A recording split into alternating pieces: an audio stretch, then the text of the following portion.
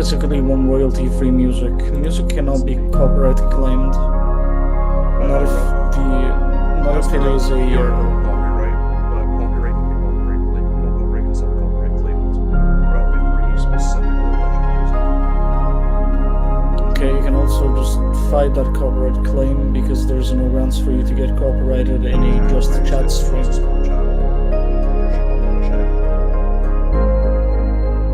YouTube will literally just nuke a channel regardless without even looking at the claim. Because it has a thing, it's not YouTube itself that does it, it's the algorithm they put in place.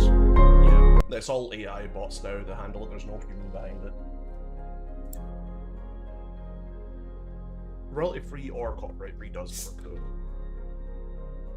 though. I don't think we can find any royalty free proper on Spotify. Copyright free should work as well.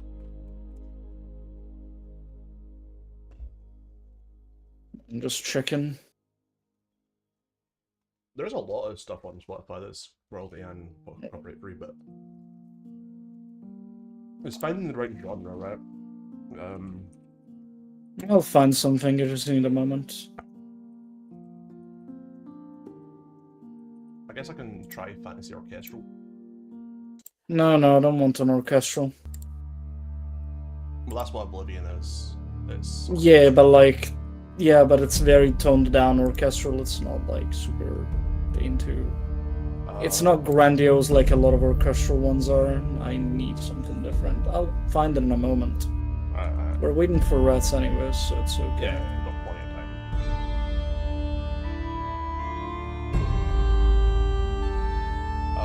Check out this one. This might be the kind of. Yeah.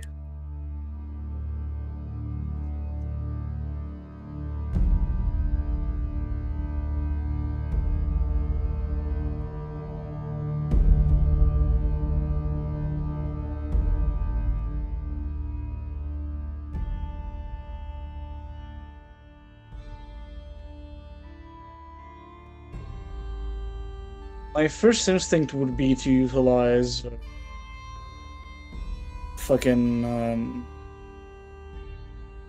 Kingdom Come Deliverance OSTs because their company Warhorse Studio doesn't have auto copyright claiming bots, and they've outwardly been fine with people utilizing their OSTs and shit, and they are easily reached, so that would be fine, I think. But if you don't want to risk it, I'll keep looking. I mean, if it works, right? So if we get copyright, I'll stop using it. Yeah, let me get it. It's specifically one that I think we can easily put on the. And I'm recording the channel separately anyway, so I'll be able to re-upload the video without the music anyway. Let me get Deliverance from the first music. From the first game, I mean, sorry. You'll need to send me a link to it so I can pull it up on Spotify. Yeah, I'll get it for you in a moment. I'm just looking for the right one. There's plenty of good ones, but there's one specifically that I need. Well, it has to be a long playlist. We're going to be doing this, what, 3 hours? Maybe? Maybe your country isn't as dense and more as Albion was. There's also a lot less to talk about in general. There's a lot of recent stuff to talk about, actually. Alright. On the upside, there's a lot of worker stuff to talk about, which I think is a majorly interesting part. Just a few more moments.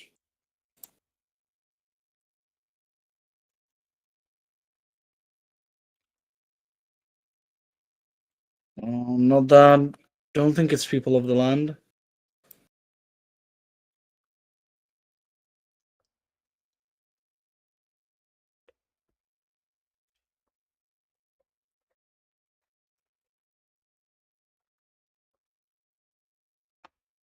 Okay, I'll send you these specific songs that we can easily put on like repeat that fits.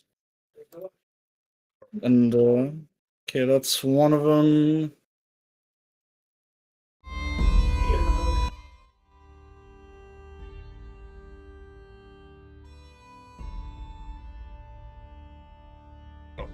See. You gotta chuck those on. Well, I need to make a Spotify playlist for these. I don't have a Spotify playlist for all of them because some of these themes don't fit. I can make one real quick, but you can also just like input them all. They'll go into a queue, and then you can do loop queue rather than loop. Spotify playlist, because then I could just loop it.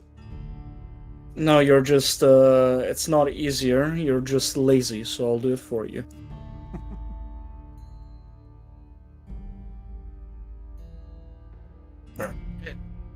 Let me skip this thing. Oh yeah, wait. Is no, okay, it's not doing slash play. Good. Play this.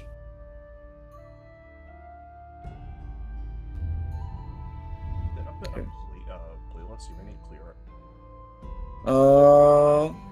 No, it's fine. Skipping it only did the job. Okay. Yeah.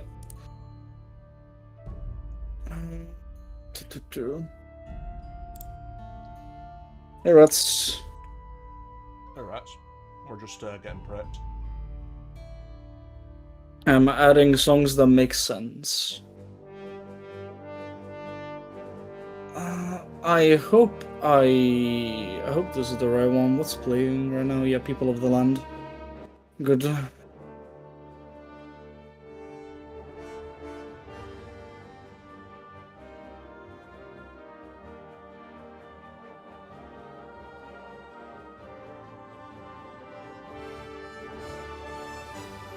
actually wonder how much it costs to get Portugal to do your custom music. Oh, right? Depends. Depends on the experience of the orchestra.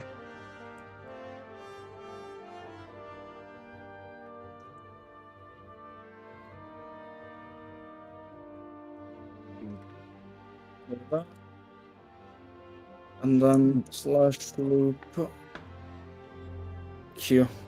Imagine composition is like probably the most expensive part of that. Well, it's vote command only anyway, so guess what? We can't loop these songs. Yeah. Gay indeed. Yes. It's okay. Done, it's been looped. Thank you. I suppose you can. I suppose it's that I don't have the right permissions. Does rat speak to this part or some shit? No. No, I suppose it's just permission stuff. That's weird. I can't do it either. Neat. Cool. So we've got the music. The button. Yeah. It just works. Rats is a god. I mean, accurate. But... Yeah, true. Why am I being pinged again? I don't know. Rat is off the table for anyone but rat. What? We're picking Chinese New Year's and Zodiacs. Oh, I see you collectively decided to pre-reserve rat for me. Not necessarily. I just pre-reserved a dragon for me. If you want anything else, feel free to pick it. Yeah. No, I'll show rat. It makes sense after all. My second choice was Capricorn, because I really like Capricorn and Saint Seiya. I mean, Cancer's cool is like crab. Yeah, besides Cancer's got a really cool armor in Saint Seiya. Is it crab themed? Kinda. Cool. Yeah, it's a mix of spider and crab themed armor. It's really cool. It's also golden. After this big GM session the upcoming week, I'm going to run another GM session or two. That's going to involve these star signs or signs. Sure. Okie dokie. So, everyone's setting their computer VTT up, notes ready. Yep. We waiting on Kaz, or we just doing us three? Was Kaz joining? I assumed. I mean, if he's free. He was here last time. Yeah, shoot him a message, see if he's free. I'll ping him. So I have. I'll give him like 10 minutes to respond while I eat my food. Yeah. Worst case scenario, I can have rats, or you be the one that's like unknowable, knowing about the country. Because, truth be told, you both kind of are.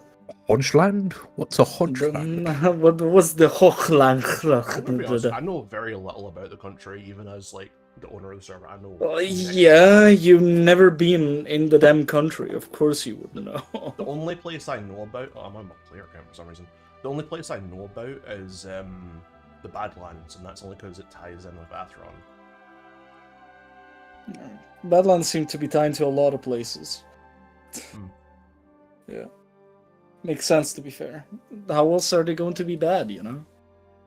Exactly. That's how we get all our big bads, just the Badlands. Yeah. We These lands are found really Winter at bad. some point, and that's how we became evil. These lands are really bad. Please judge them.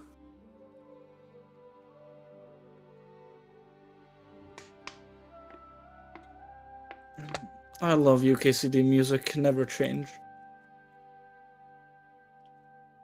The best ambience for any fucking thing that is to do with Middle Ages. It is actually quite nice to listen to. What's up, guys? I'm the new kid on the block. Today's we's gonna be talking about the Hojlands. The Hojlands! The Hojlands, please. Hojland. Hojlands! The Hojlands, for love of God, say it right. The Hojlands? Hoyo Starville? I'll stop you and your Oilland? Oi, oi, oi, did I hear oil? Oh, no, the oi, what's all this land? As soon as oil's discovered. Oi, what's all this land? Yeah, today, like Rat says, we're going to be going over the Hojland, which is the northern territory of Britannia. Yeah, the Hojland. It's probably one of the more interesting locations. Highlands. Thank you. It borders on the Badlands, which is a very interesting place with a lot of spicy things like dinos and big trees, and I don't know what else is there. So, Wagon, tell me, what the Hojlands looks like a bunch of disconjointed islands to me. What is going on here? Yeah, so going on with the Hojlands, as I get onto the server a moment to have visual representation of the map. When one thinks of the Hojlands, you have to think of not necessarily just the few little islands that is on the top, literally, of the highlands of what would be Scotland. You have to think about also the few territories along the coast of mainland of the Highlands, which have been as of late colonized by these basically this coalition of sort. It is actually a very, very young country that has barely started existing, actually, when you compare it to any of the other ones that you can find in Jorah. I think it is came about a couple of years before the reign of Atheron, right? Yes, it is extremely recent. Though the actual people that are now part of this coalition known as the Hojlands were already here long before, and they were retaining all the tradition in a tribalistic way. The actual nation of the Hojlands and the Confederation, as it is also referred to, only has arrived here very recently in history, actually proving to be one of the most stable governments around the various, around the various lands of Jorah, which is surprising, though it is less than an ideal reason for why that is the case. Or I'm going to murder you. I see what you're drawing. I will assault you with dinos, but that aside, yes. The Hojlands can be generally split into three parts, so to speak.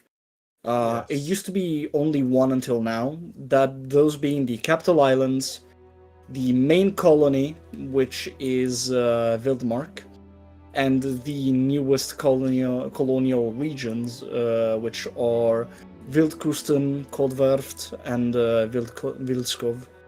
All of these being the newest colonial regions that have where started would each of expanding these into. locations be? So I assume you have the map pulled up. Oh, right. So there are Like- little towns that are along the. Right. Okay. So we got. Yeah. So if you can see, Right. you've got I'll shipping. You've got the two, previously three capitals. Yes. First Hovested and Rakitig Hovested. More or less translated to in common tongue to First Capital and Dragon's Capital, or something of the sort. Generally, these are the main first settlements that were part of the coalition that kickstarted it. And the idea is... si è rotto il cazzo, vai di là, per favore.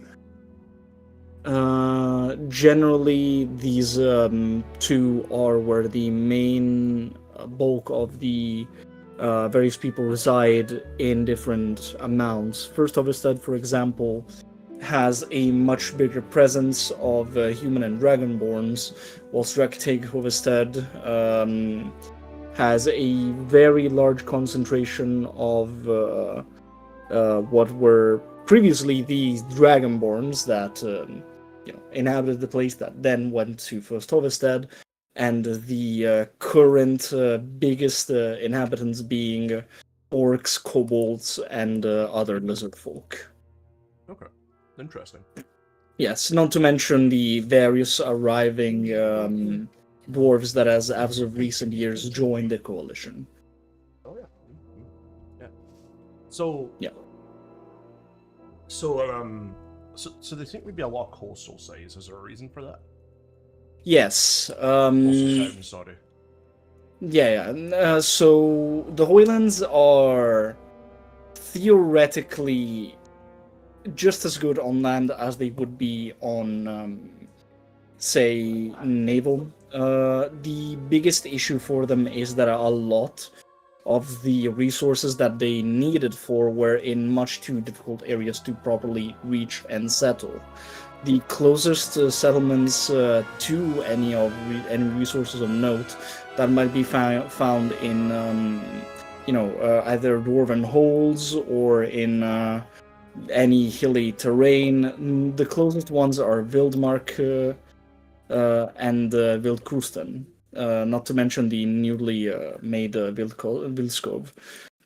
Before these, it was very difficult to actually go and connect any sort of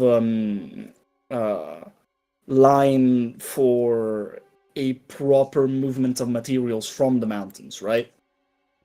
Mm-hmm. So what they would end up doing at the beginning is the formation of a various smaller mini fleets, so to speak, that were tasked with exploring and finding resources, mining and collecting them, and then bringing them back to the main islands. This has then evolved as the country has stabilized itself into the formation of proper coastal colonies that has sort of remained as a hub, central hubs for the movement of materials from more dangerous areas. So, considering like this is a new country, right, and it's obviously that they're colonizing right now, where did the guys that came from the first city here, where did they come from? The bulk inhabitants of the first capitals were for the most part humans and other very normal, supposedly type of races, such as, for example, a small concentration of kobolds, which are relatively plentiful in mountains, and a few dragonborns that had managed to reconvene with said draconic folk. The biggest issue was that whilst they were not initially, most of them at least, in the capital islands, and more so on mainland, the mainland is an inherently dangerous and difficult place to be in. After all, the Badlands, which Rats here will help me later to properly get into a little better, since we'll have to talk about that extensively as well, since it is very much tied to the Hojlands. The Badlands are everything but hospitable. And there are large concentrations of tribalistic cannibal people. There are hidden covens of just about anything you can find. Vampires, beasts are running amok. Not to mention dragons that are spotted here and there. Very unruly, at least towards the people that don't affiliate with them. Which led to them having a constant migration to safer and safer areas, reaching the islands that they now inhabit, and after extensive cleaning, quote-unquote, as they describe it, of the capital islands region of any threat that could really pose an issue, then only after that did they consolidate into the Confederation. So most of the bulk of the people came from mainland. It's also worth noting that I believe the Hojland has some level of control over this big island to the north as well, right? The big island to the north as well is, whilst the dear Hojlanders have tried to approach it, let's just say it's not exactly the most wondrous place to try to inhabit, as Eternal is everything but hospitable to anyone that isn't of their own ilk, so to speak. It is a place that nobody will be able to actually go and colonize, let alone a confederation that has actually recently started. Not to mention Eternal, if I recall correctly, is its own thing already. It is, in fact, quite a powerful thing, or at least it used to be. I'm not quite certain on the lore of it, as it is not my own country, but I do know that Eternal is itself. Eternal's been quite quiet. They've just been doing their thing of raiding the dungeon and keeping to themselves, really. What I do know is that the few people that have gone there to try and settle a small little speck of land just right to the north have never come back, so I highly doubt that there's going to be much of anything done with Eternal. Definitely not by the Hojlanders, as it is merely it's too dispendious to attempt. You know, you would spend too many resources trying to do it. Okay, so up to the north it's kind of dead. Down to the south is very deadly. You're not in a great position here, really, other than potentially trade routes between the northern side of west and east, northeast, south, yeah, west and east of the island.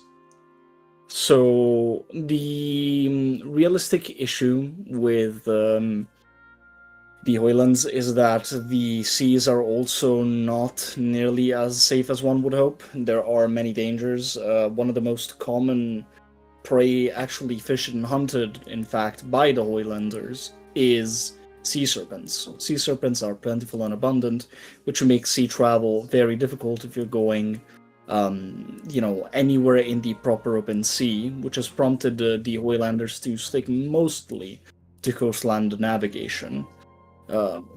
This has led to very few interactions with many of the various kingdoms, as many consider them the quote-unquote tribal folk from the north, or the northern folk.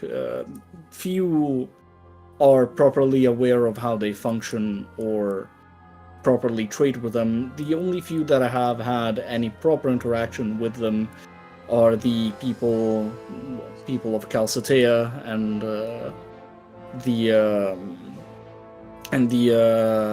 one of the people that are currently, as we discussed last time, quite influential. He has a fangs. They've had quite a few dealings.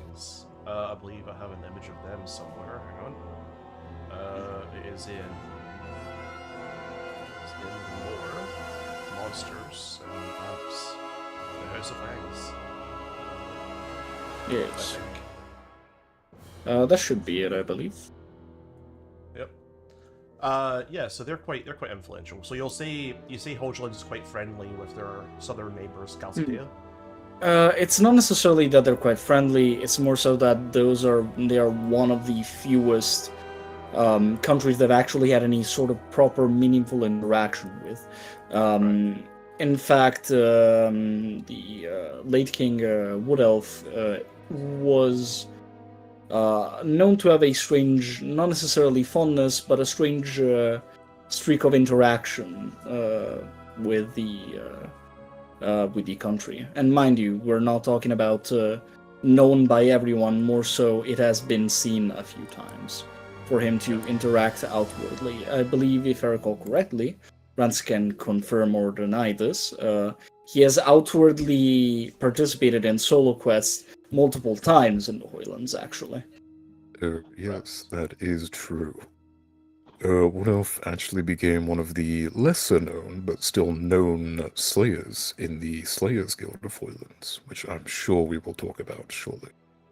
Indeed, this will be very important once we reach the Slayers and the Dwarven Holds. The influence that Wood Elf has had in those specifically cannot be understated.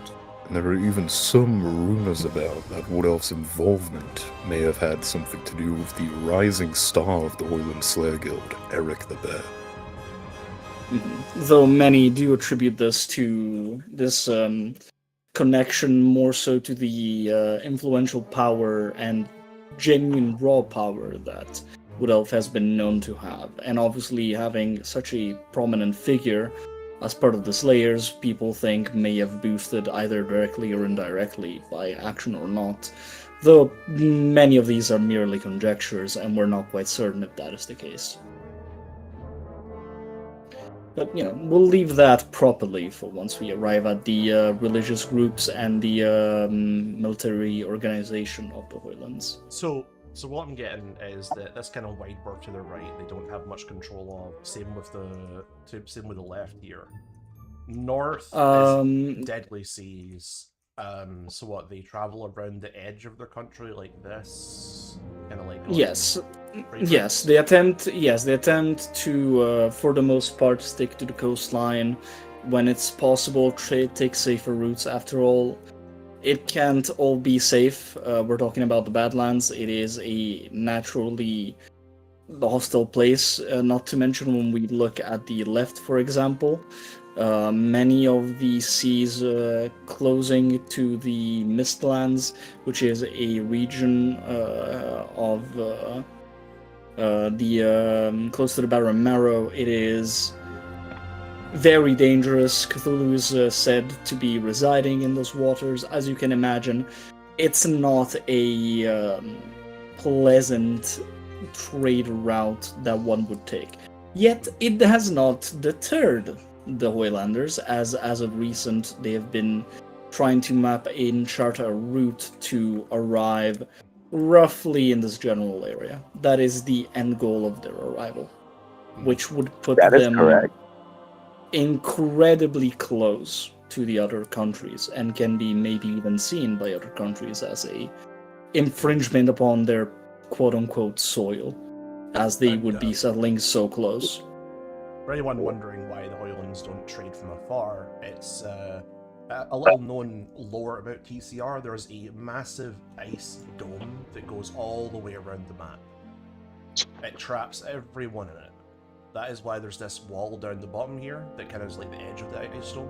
But there is a massive ice dome around this thing, outside the borders of the map. I think actually draw it in eventually. So, I mean, how's their? Yep, Rats, can you take over some questioning? I can ask some questions. That'd be what if you both did. Big dogs talking. Damn, bro. Jokes aside, though, I'll just get in one question and then pass it off to Kaz. Of course. Yes. With this new sort of, attempt at colonization in the southernmost tips of the Badlands, do you think there is potential for, if hostilities from other nations don't come, or if they do come in less in force than we've perhaps seen in the past with wars, do you think there's potential for this to become a sort of new, almost trade empire with its very crucial spot? Almost guarding all of the northern lands from trading. Worse until recently, I would have told you no, as their needs for specific things would have been very, very different. Because to give you an example, the way they had until very recently done trade was through a barter system rather than an economy, as they simply lacked the resources to forge a proper currency, so to speak. They simply did not have what it took to actually put in place a proper system of trade and commerce. A lot of their services, when offered, generally revolved around an exchange of materials for their services, right? Until recently, that is, where they have received a giant spike in what seems to be technological advancement, and most importantly in serenity. There's basically nothing that is going relatively wrong, aside very few things in the Hojlands right now, or at least that is the common knowledge of it, which has led to such prosperity that the Hojlands have reached this strangely stable, almost peak in a way, without actually reaching it, in a sense. They're not at the peak of their power, but they're the peak of their serenity as a nation. And as we know, when a nation or a country is at their very peak for prosperity, they tend to want to branch out even more.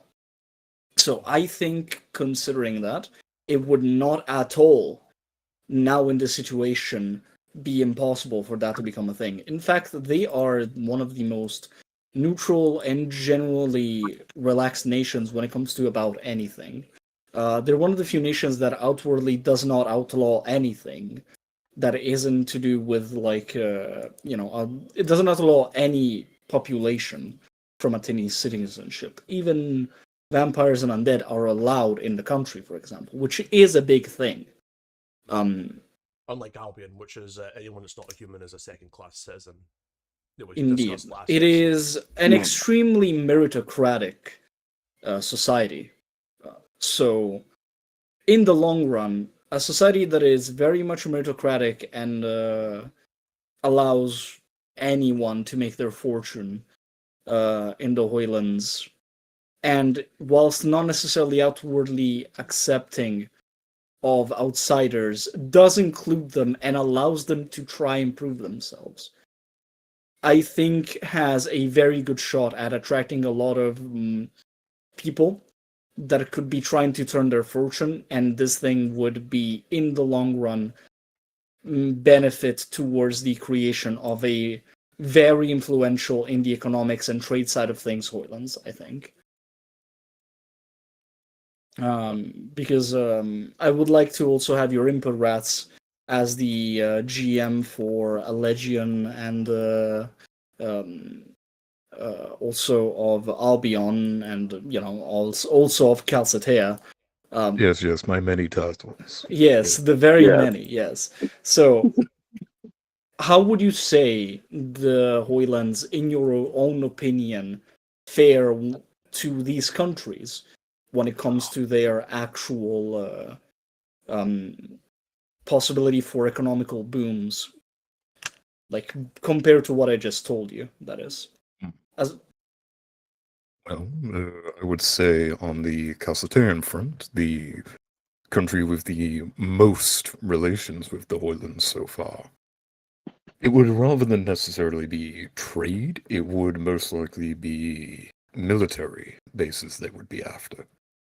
As little well known, it'll probably get mentioned in Calcetea's own episode of the podcast. A large portion, roughly about 40% of Calcetea's total landmass, is known as the Barren Marrow, which is horrifically barren, filled with dangerous undead, etc. So I think there could be a very good partnership there in reinforcing the western border of the Barren Marrow. And I do so agree as well. As to complete what you said, one of the most well-known services that they did offer to the fewer of the nobles that did make their travel to the Hojlands, or that they met Hojlanders, one of the most important services that they ever offered was the treatment of their army until very recent history as a complete mercenary army to hire for any one of the other countries. They sold their services as military men first. That is something that is very important towards this specific argument too. Yes, I believe a large portion of the Hojland's total military was involved in the defeat of Acheron and the Macan army. I'm sorry, who? Who? Who? Moving on. Yes, joke aside, thank you for the question, Rats. Kaz, go ahead. Yes, actually, now that you mentioned it, you talked about how the Hojlands allows undead, unlike most areas. How is their stance on that? So, undead are by the Hojlands the standard of a sentient being, mostly generally sentient. They are to be considered as all life is, be it unlife or life, to be something to be preserved if possible.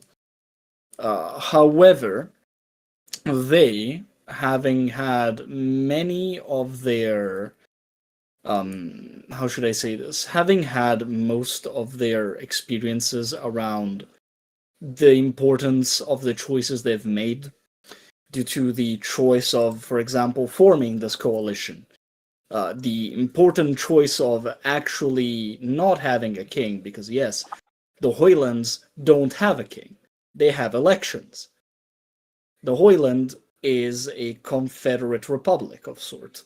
So many of these choices have so hugely impacted the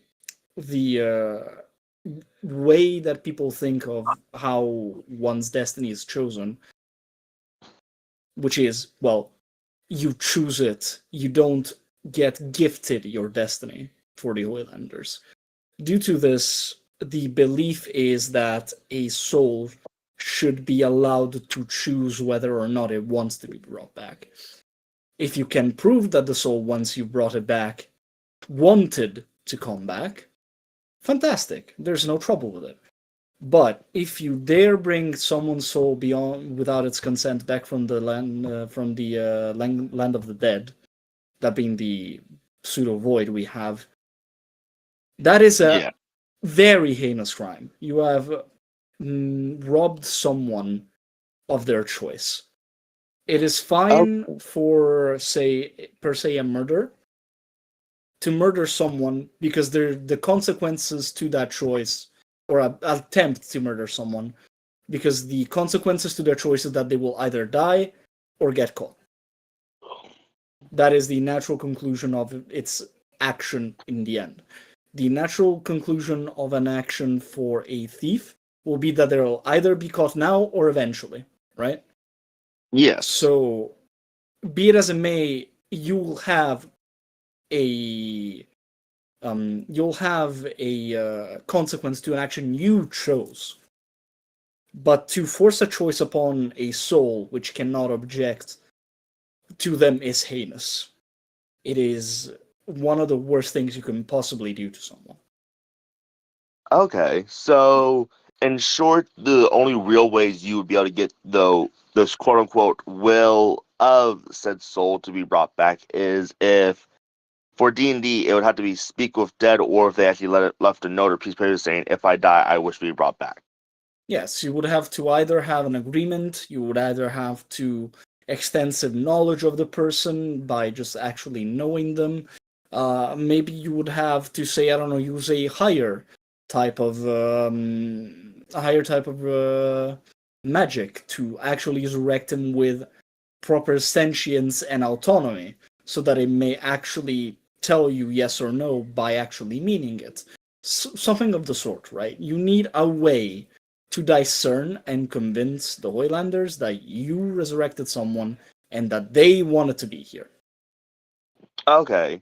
Let's take an aspect from the real world real quick. You know how most doctors, if a patient is brain dead, they move on to the next person.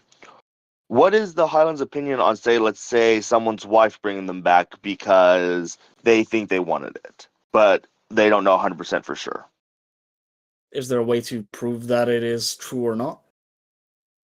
Let's go off the real world scenario of no at all. There's no way actually to prove it at that in the moment. Then that merely falls to the wife to actually bring forth an argument that convinces the people that would be investigating on the matter.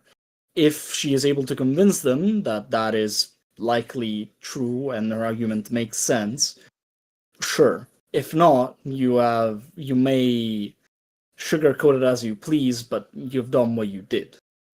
Okay. To quote Dark Souls 2, even though it's not necessarily amazing, to quote Never Aldia, played. To put this into perspective, the Lord reputed everything that came from darkness and humanity, and no matter how much you spin something with amazingly sweet words, a lie is a lie. Yes. You can justify a heinous act to the people of the Hojlands, whether that is truly heinous or not, but this doesn't change that you did it. You can only convince them that what you did was in the interest of the person. Okay. So they have a really high stance. I'm assuming this is mostly because they had a problem with necromancy before. In general, the Badlands are a relatively, not necessarily annoying place due to necromancy, but the undead are a thing. And whilst many undead are not sentient, some are. And that became a very prominent issue due to the simple reason of how do we treat these undead? Do we allow them to join the Confederation? Do we allow them to, do we allow them to do X thing? Do we shoo them away? Do we kill them? They're undead. We don't know. But Okay, the truth so of the it's matter more, remained. The truth of the matter remained, though. They're right next to the Badlands. They need all the hand they can have. So the issue is not that they're undead. The issue became, have you chosen to be undead? Have you? Nice. Cool. Come help us. No? I'm sorry. We don't want you here because you didn't choose this. Okay, so they care more about the most magical world in the world, consent. They more so care for the fact that the undead that is there has chosen to be there. Yes, which in this case can be simple boiled understood. They consented to be turned to an undead. Yes. They don't care how that word is, how that confirmation is taken. They care that there is confirmation. Yes. Next question. I don't know if this has been picked up. This has already been talked about because I did just join here, and my apologies for that. No worries. But which in this case what can are be the simple most boiled common things that you would find around, like creatures you would find or fight around the Highlands or in the Hojland? Right. Hojlands, most common creatures. So, whilst generally the more common creatures as of now, due to breeders and the Timers branch of the military actually breeding animals, for the most part, the animals that you would generally see that are hostile can number anything between manticores. Manticores are very, very common in the Badlands, so safe to say they're extremely common in the Hojlands as well. Both tamed ones and not tamed ones, so wild and not.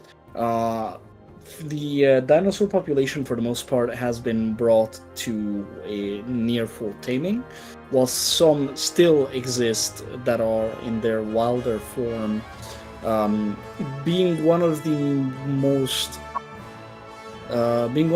sacred animals to the tamers has led to them becoming mostly tamed, and a lot of the tamers are granted the possibility of looking after said animals in their young age.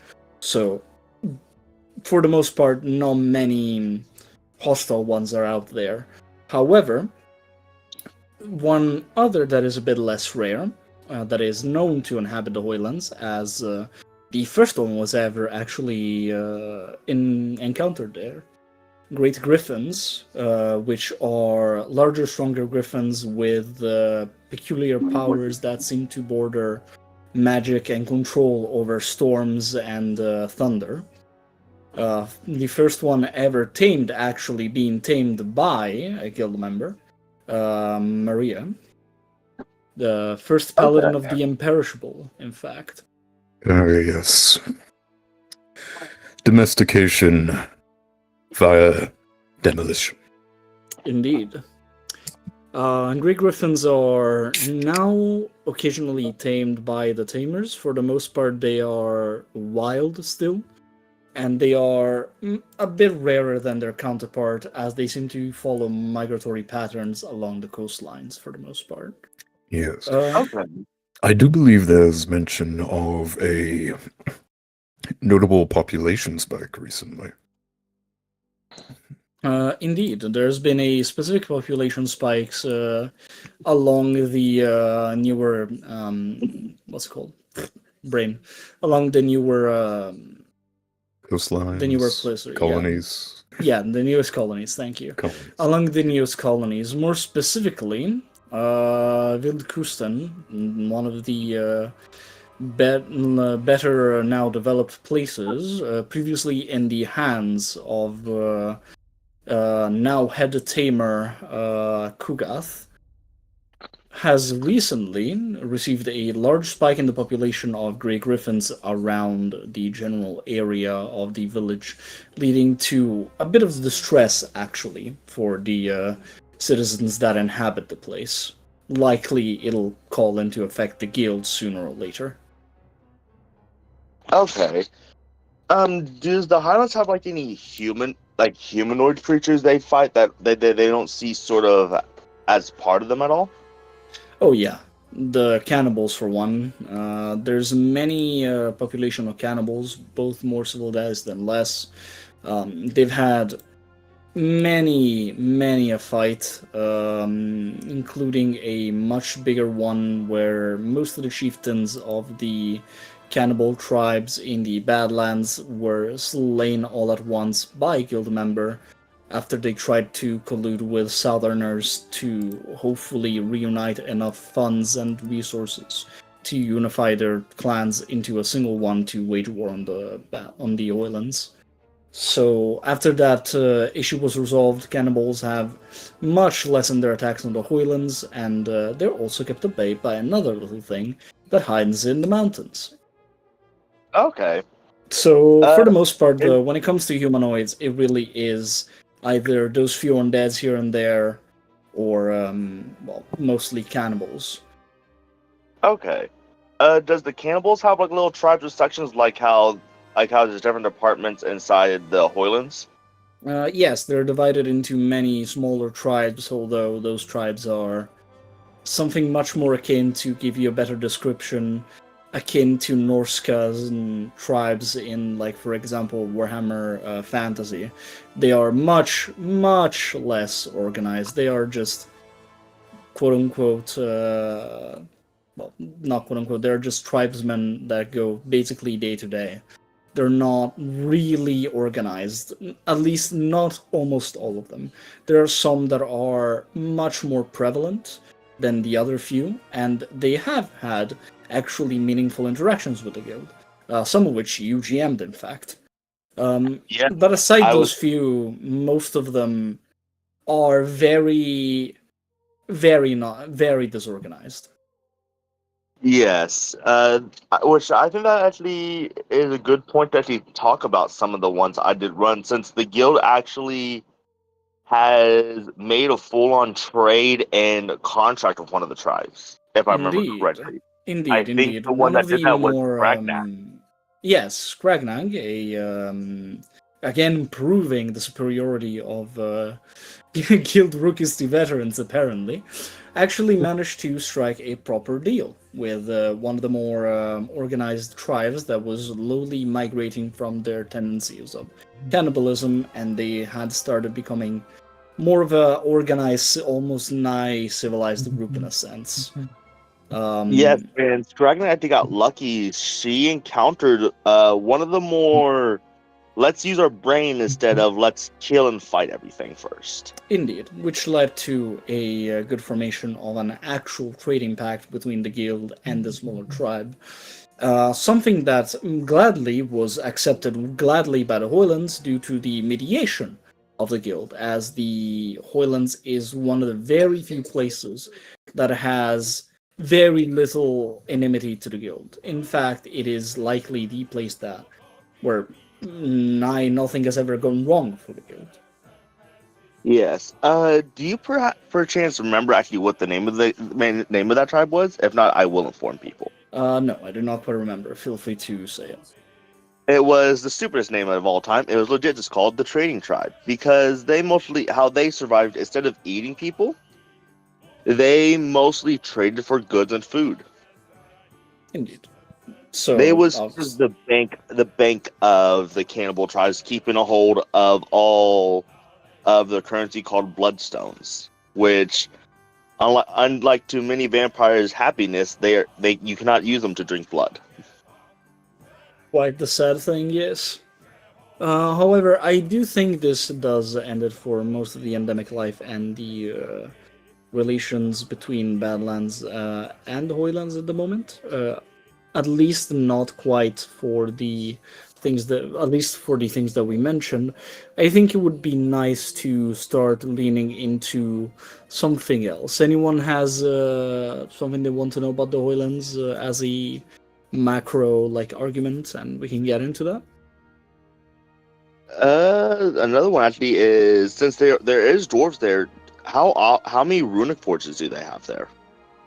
The Dwarven Holes. Let's talk about the Dwarven Holes then. Rats, I'll have your help with this since it's mostly Badlands too, if that's okay.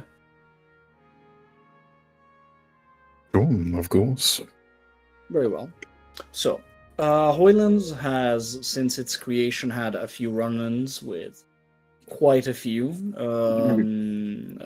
Dwarven Holes.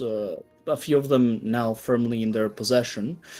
Mostly, that is. One of them right in this general area, and the other one in this general area. One of them actually nigh properly explored by our dear old Wood Elf monk, who found quite a few neat things, and was part actually of one of those specific solo quests that I was talking about. One of his first solo quests, I believe. Also, and these holes are specifically where basically almost the entire population of dwarves comes from. In fact, as of recent time, their great influx of dwarves has led to a false belief being from the southerners being nigh enforced on the mainland proper of the Hojlands due to the fact that generally dwarves are considered to be best craftsmen and generally the most savant with metals and such. Something that for the Hojlands is actually not directly true. As the de facto myths until then had always been the Orcish population, due to a very rare metal alloy that they had genuinely wanted to keep secret, and they rarely give to anyone else, let alone an outsider. This has led to some racial tensions as of late. In fact, it was very much witnessed by the guildmaster himself during the latest quest done in the Hojlands, where some orc smith was very much complaining about the tourism bringing in views that greatly warped the value of the orcs in the Hojlands, almost calling into questioning their usefulness in it. At least that is how it made them feel, and it's definitely not helped by the current political situation. As for the rune forges, there are a few spots that are known to have rune forges, specifically a level 2 rune forge, which used to be a level 3 rune forge in the newest hold that was unearthed, which was discovered by a party of Hardened, if I recall correctly, whom then battled a quite formidable beast at the end of it to managed to finally unlock the entrance to the rest of the people of the Hojlands, which swiftly began occupying it. And Rats, I would like you to talk a little bit, if that's okay, of the Badlands and a few possible holes in the Badlands still to be unearthed. Yes, of And course. possibly also a personal thought on your experience in the first hold you visited, the one that Wood Elf visited. Yes, well, whilst there are numerous ruins yet to be unearthed, there are, quite frankly, even more that aren't even known. But that's a different story for far in the future once we know more what this underground kingdom was like. Which will be very fun in the future. Yes. Now of the ruined holds that we are aware of, but we haven't quite unearthed properly and taken, well, good explorations into. Some of them have only had a team sent into them, a handful of people. Others have ongoing, almost legions heading into them. Holds differ in size, from some are theorized to be small religious sites, barely large enough to fit 60 men in a room, while others have large halls, so grand in scale even a great worm could walk into them with ease. Oh, wow. Yes. And more specifically, the inhabitants of a lot of these ruins, tend to usually be of free peoples so far as I've understood. Yes. Typically ghouls, cannibals, and, strangely enough, goblin tribes. I mean, Goblin sort of makes sense that it is the darkness. Yes, but it does bring into a bit more of a question of goblins aren't typically seen in the actual cities of the Hojlands all too much. Is there any Oh, particular okay. reason why? Well, for the most part, a lot of these goblin populations that have been found in the Hojlands were offered as, after all, goblinoids and to some degree related to Orcish, at least to their understanding of goblins' traditions. They were offered a possibility of joining. However, many of them have rather decided to remain independent, more so as would be hosts that would retain the previously occupied spots that they had in the holds and helping in their reconstruction to some degree. A lot of them did not, in fact, want at all to join the Hojlands and not even want them in the hold, which has led to some tension in a few of the holds. However, it was gladly resolved swiftly enough due to their, frankly, measly power. The goblins could barely even dare to oppose a fight. And a lot of them have decided to bend the knee to some degree, but where that hasn't been an issue, the goblins have just simply been allowed to be their own people and stay there and help in the reconstruction of the hold and claim the spots that they used to inhabit in those holds. Okay. However, it is peculiar how none of them has really decided to actually properly interact or be part of the Hojland Confederation. And the reason at the moment is not quite yet known. However, perhaps that will be explained in the future. Noted. In that case, to speak a bit more on the ruins. Particularly, it was briefly mentioned before. Ghoul presence is notably a bit high in a number of these holds. Does the Hojlands officials or scholars have any theories as to why?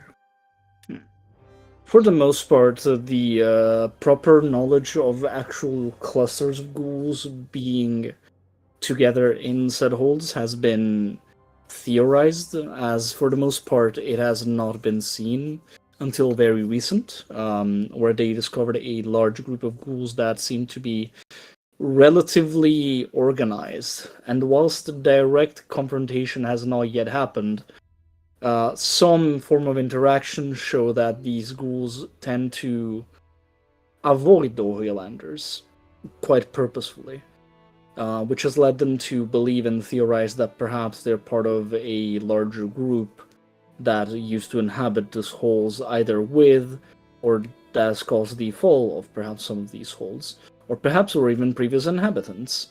They aren't quite certain why the proper reason for it is. However, their official outlook of the head explorer is that at the very moment they're not causing trouble, and neither will they. Noted. Well, I do have to, of course, ask. There's been many rumors about, as far as I'm aware, of possible Dwerger inventions being discovered in some of the deeper holds.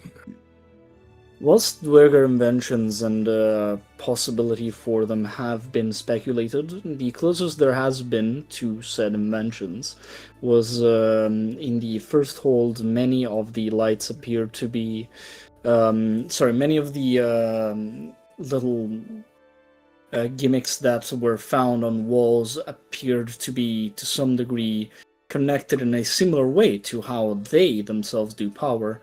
However, definitely not in a proper, meaningful way, too similar. It looked way more advanced than what they had at this very moment, which has led them to believe that it is likely that whatever was there is either now lost to time, or if there is anything, it is so many leagues above their own technology, it is likely not going to be properly adapted into our own. Regardless, the search continues, as despite not any proper site for incredible technology, the greatest things that have been found so far in the first hole were a gigantic carriage, or what seems to be a big carriage, not too dissimilar to a great metallic one that can now be, well, that could be found in the in Calcetea as of recent years. A very large armored carriage that realistically seemed to go upon rails, though how exactly it did that, it is very much not known at all. And secondly, what appears to be cables that can go through walls, apparently. As they theorize a specific room that is now very much empty, likely housed the central power source for the entrance of the hold. However, what happened there and why it's empty, it is frankly, it cannot be guessed at all by the Hojlanders. Yes. Well, to speak upon a few more top secret, confidential discoveries in some of the earlier holds, if Hojland's officials so allow. The Hojland's officials think that due to the current inavailability of said discoveries, they would be not so troubled by their revelation. Very well. That is a very important mention of possible very deadly threats, as a number of these beasts have already been seen to escape in the past. Ooh, spooky stuff. Genetic abominations, quite frankly, being found in some of the old holds. Notably, strong enough to even put some of the most powerful of the Sanctuary Guild on the back foot. When you say genetic monsters, are you talking like Frankenstein type monsters, or something more scary than that? Not quite more scary than that, more efficient than that, more sleek. So it looks like so maybe compared to the Frankenstein's monster, this looks like the finished product. Yes. Most importantly, notably, one of the diaries in this hold seem to predate the known. One of the diaries that has been found in this hold, after extensive research in the translation of the book, appears to predate the theoretical inhabitation of the Badlands itself. It would appear. So it is quite a mystery, that one, at the very moment. Do you think this could be in any relation to the, well, there's a bit of word going around that a quite prolific member of the black market has recently moved into the Hojlands? Well, whilst it is uncertain whether this, whatever is written in this diary is actually predating or not the proper dates of when the Badlands were first told to be inhabited, it is uncertain, as after all, the dates that are put on that could also be simply measured in different ways and in a different calendar than what it is now utilized commonly. So, to their knowledge, there's no proper way to confirm or deny the connection. However, the Hojlanders have noted that despite the supposed rumor of the arrival of said black market affiliate, the noises and screeches that have been heard from specific areas as of recent in the later weeks, in the latest weeks, do bring some speculation to some of the common folk of the Hojlands, as they began making some weird connections between those abominations and what used to be on the tales and recounting tales of what was found in those holds. For whilst nothing has been yet seen, and there's no way to confirm or not that there is this black market figure, the few rumors about what has been heard around the countryside is eerily similar to noises that have been recorded in reports of what was found in the holds. Now, again, speaking on a lot of these undiscovered or very lightly explored holds, has a few rumors going about of the Traders Guild actually overstepping their authority and taking upon explorations themselves without consulting back. Oh no. Is there any evidence to back this up or go against this, perhaps? Could this even be the beginning of perhaps a, well, leading party completely in the Hojlands?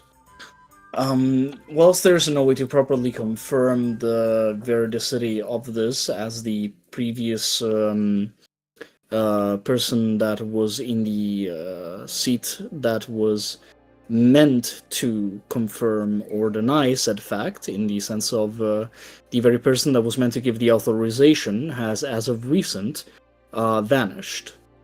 This is a very recent event, in fact, recent enough that not even the Sanctuary members knew about it. It is a very, very tough situation, as it is peculiar that the official meant to give this confirmation has now disappeared. However, what it is well known by the Hojlanders and by Hojland proper is that in the long run, the trade confederation in the Hojlands, or the Traders Guild in the Hojlands proper, has gotten materials that could not have gotten anywhere else but the proper holds, and this has gotten them relatively riled up, enough to stir a bit of a commotion, enough to actually move petition. However, there's no way to confirm or deny that they did or did not actually have the authorization. That being said, however, this does bring to a specific issue, and that it is truthful to think that the growing influence of certain specific factions may be leading towards much less stable times for the Hojlands. As whilst the possibility of that being the case for the Traders Guild isn't completely certain, the rising authority that the Slayers have been gathering is astonishing.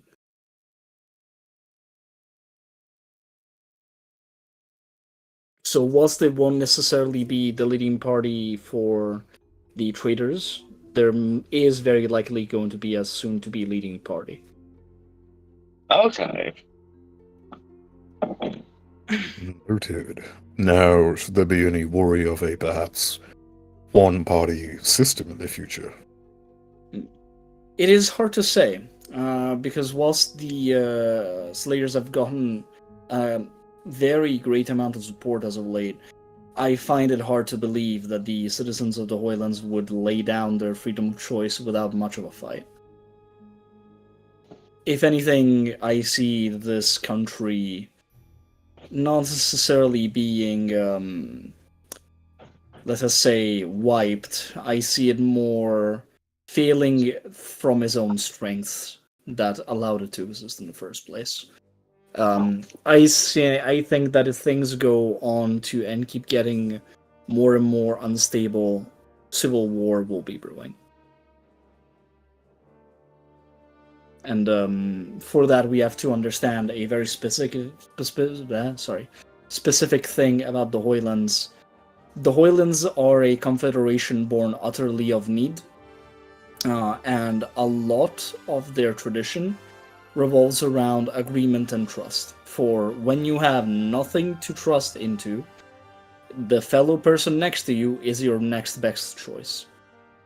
And you have to sort of blindly trust them to do his part. Due to the way that this has, the way that the country was formed, there's no real proper way for anything to have a stop in the way that they earn authority.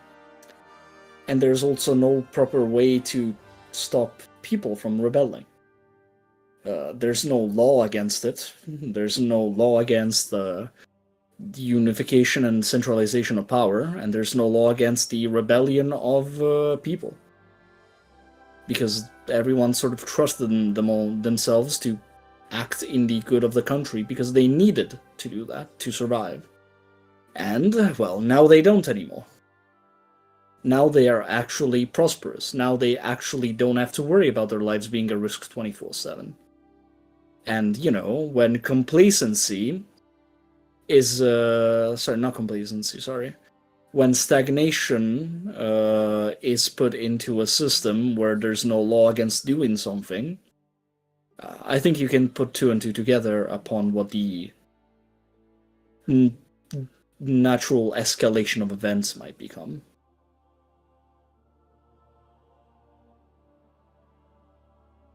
I don't know if I've explained myself properly. I think that is an alright explanation. It's a very complex situation. Indeed. I appreciate that the context of it was understood. If you think you have a better way to put it into words, feel free to, as I think you understand and grasp the concept of it.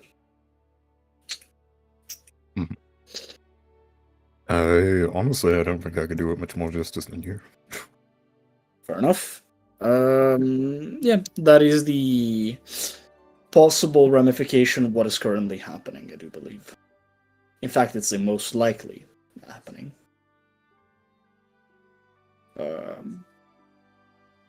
I think we've talked a lot about... we've mentioned Slayers like a lot, we've mentioned Tamers a lot, but we haven't explained what they are, right? Yes. So... I suppose that would most definitely help with understanding. Indeed. So, for that, we have to get into the military. So, going about the military. The military of the Hojlands has until now been a strictly privatized military force that was active in the form of mercenary groups of high trained esteem. Many of these mercenary groups, in fact, that they offered services to the other countries for resources, are related to religious groups. The most prominent and famous ones being the Tamers, which are part of the Tamers and the Cult of the Imperishable. The Slayers that used to be separate into Slayers and Hunters, which got conjoined. They follow the Cult of the Great Hunt. It is a reimagination of Moradin as he who prepares the mortals for an eventual bout called the Great Hunt, upon which the greatest warriors of their own will fight and fight and fight, and only who is able to provide a good enough trophy in offering to the Lord of the Great Hunt will be allowed into their next world. Essentially, they believe, these Slayers believe that the world revolves around in cycles, and that the Lord of the Great Hunt is gracious only to those who offer him proof enough of their devotion, that being the greatest trophies you could muster from any beast. The Tamers, instead, are what is known now as the Cult of the Imperishable. I think you can actually explain that one better, Rats. The Cult of the Imperishable is, after all, very much related to you. Who are the cult?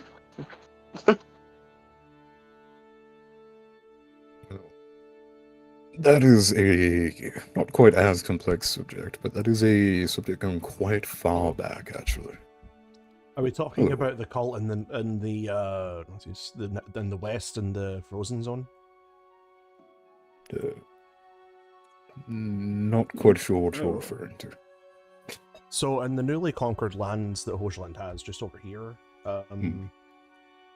there was actually a cult that worshipped Cthulhu that had set up chapel on no, that's been not quite. The whole Cthulhu thing is more so related to the fact that they are very nearing to the Mistlands, and Cthulhu himself is said to inhabit the waters, so that's not quite it. We're talking about the Cult of the Imperishable, so the Tamers. Oh, as we the have imperishable. Ah, okay. Yes. Well, that's a rat situation then. I'll let you guys Yes. Go ahead, well, Rats. as I was saying, the Cult of the Imperishable, whilst it isn't too complex, it does go back quite far. And its very beginnings actually stem from something that was very briefly mentioned earlier. The taming of the first great griffin. Oh. Indeed. It is a large reason behind why the tamers are so involved, and form most of the actual cult's numbers. As was also briefly mentioned, the person who performed the first taming was Lady Maria, the first paladin of the Imperishable, who is known to be the newest god once a mortal being ascended very recently. This was following an act of great triumph that not even the gods could overlook. And Lady Maria, being the first paladin of this new god, would go around spouting all of her sermons, her tenets, and encouraging worship in the new god as she would go around. And following the tales of some random adventurer not only bringing down a great griffin, but domesticating it. And then bringing religion to the griffin. As it was also notable, the second paladin of the Imperishable was actually the first great griffin tamed. They became a sort of small religious icon, which initially stemmed as the Tamer Guild and those who were fans of the Tamers being just shocked at the abilities of this individual, and the seeming intelligence of the Great Griffins once domesticated. But over time, as a few things got revealed in higher meetings, and a more sort of religious push into the Hojlands, especially with more foreigners coming over,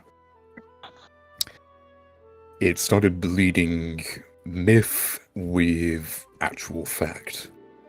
And rather than just being a great adventurer who had done this, it was more seen as a saint of this new god who had tamed a great griffin. Eventually ending up with, I think there is a statue of Lady Maria in one of the Tamers halls. Indeed. In the main Tamer district, where before laid a statue of the Great Golden Dragon, and only the statue of the Great Golden Dragon, who guarded the city, now stands two more statues, one of Maria and one of the Griffin. Yes. And overall, Do we still have the Griffin in the guild possession, or is it free now? the Griffin is actually within the guild currently, I believe. Indeed, it is. Who's the My wolf baby wearing, boy, though? my baby girl, Tiela. Yeah. I believe they are So- treated very well due to their, well, prevalence as a literal living saint. That, and also Tiela has been an instrumental member of the guild. So Yes. they have been very well treated as an actual member, even without a contract. Yes, Who they're for some of the currently greatest battles. has them as a companion? By the way, since how it sounds like the original owner isn't here no more. No, unfortunately, not too many know this, but there are rumors going around, and I believe there will be a formal announcement of it soon. Lady Maria, first paladin and first saint of the Imperishable, has perished. But as all great saints, she has perished a martyr, bringing with her end the end to a terribly evil tyrant, who would rather see nations fall than feed his own people. And following that, Tiela, the Griffin, as aforementioned, has seemingly gone masterless within the guild, almost acting as their own entity rather than a beast of burden to be ridden. Okay. Indeed. In fact, Tiela seldomly ever lets anyone ride her. Yes, notably the, I believe, most talented tamer in the guild currently, and a rodent of actual great renown for their ability with animals in the world. Longvag Silver has not even been able to ride the Grey Griffin. Indeed. As Tiela seems to be less concerned with one's ability to handle an animal, and more so with the valor shown in combat, and with the ability of oneself to not necessarily need to rely immediately upon one another. Yes, as goes the first tenet of the Imperishable, of course. Indeed. To be defended and protected is to rely on oneself at all times. It is only through great self-perseverance and determination can you protect those that cannot protect themselves.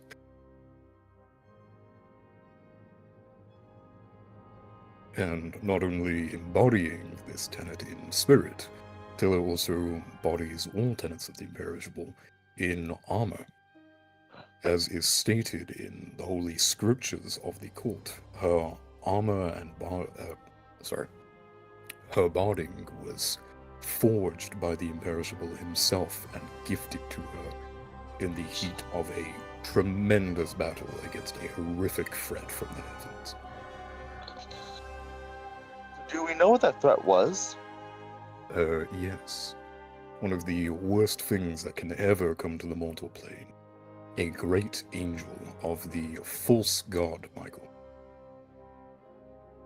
Or Miguel, depending on how some people want to say it. I have never once heard anybody refer to Michael as Miguel. Well, you just did. Thank you. So did she defeat Michael, or did she just make him run away? The great tales speak of Michael being cast down from their divine status by the imperishable, before their following execution by his saint. So it is unknown if Michael is really dead. No, it is very much known that Michael has perished. Not Michael, sorry, the angel of Michael. Yeah. Okay, so Michael was too much of a bitch to come down himself. That would appear to be the case. So even Michael fears what Sanctuary can do. Of course. As always, the great might of Sanctuary shines through Everbright. But Of course. that aside, going back to what we were saying, the Tamers are a branch that, for the most part, relies upon the capture and taming of animals. As of recent time, they have very much changed their creed to fit the imperishable.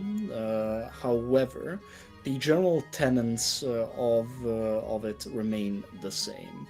In fact, it was a religion that was very similar to some degree, only foregoing the protection unto others and the self-reliance part of it, as they've adapted the cult of the imperishable to be a little less individualist to oneself, as, after all, they worship the sanctity of the animals that they tame. In fact, it is a rare occurrence, however, whenever a beast is deemed far too dangerous for them to attempt to tame it. It is a sad, sad day indeed, with many, many hours of, not celebration, sorry, what's the name? Sorrow?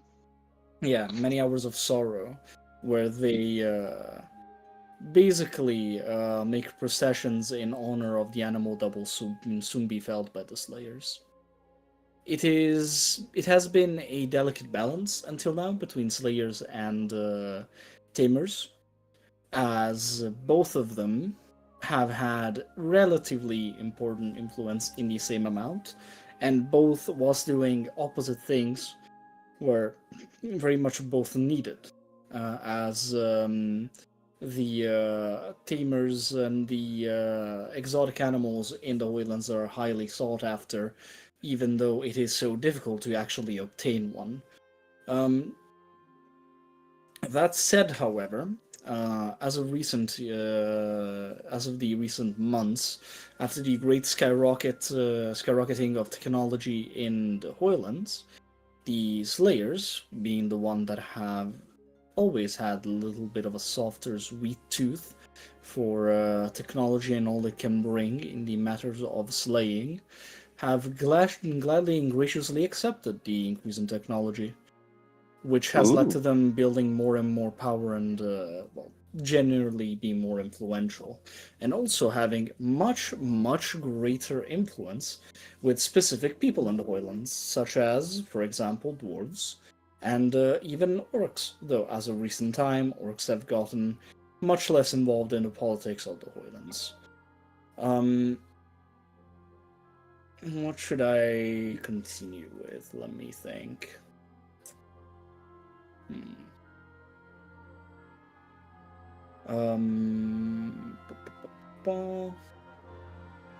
Right. I think that's it for the military for the most part.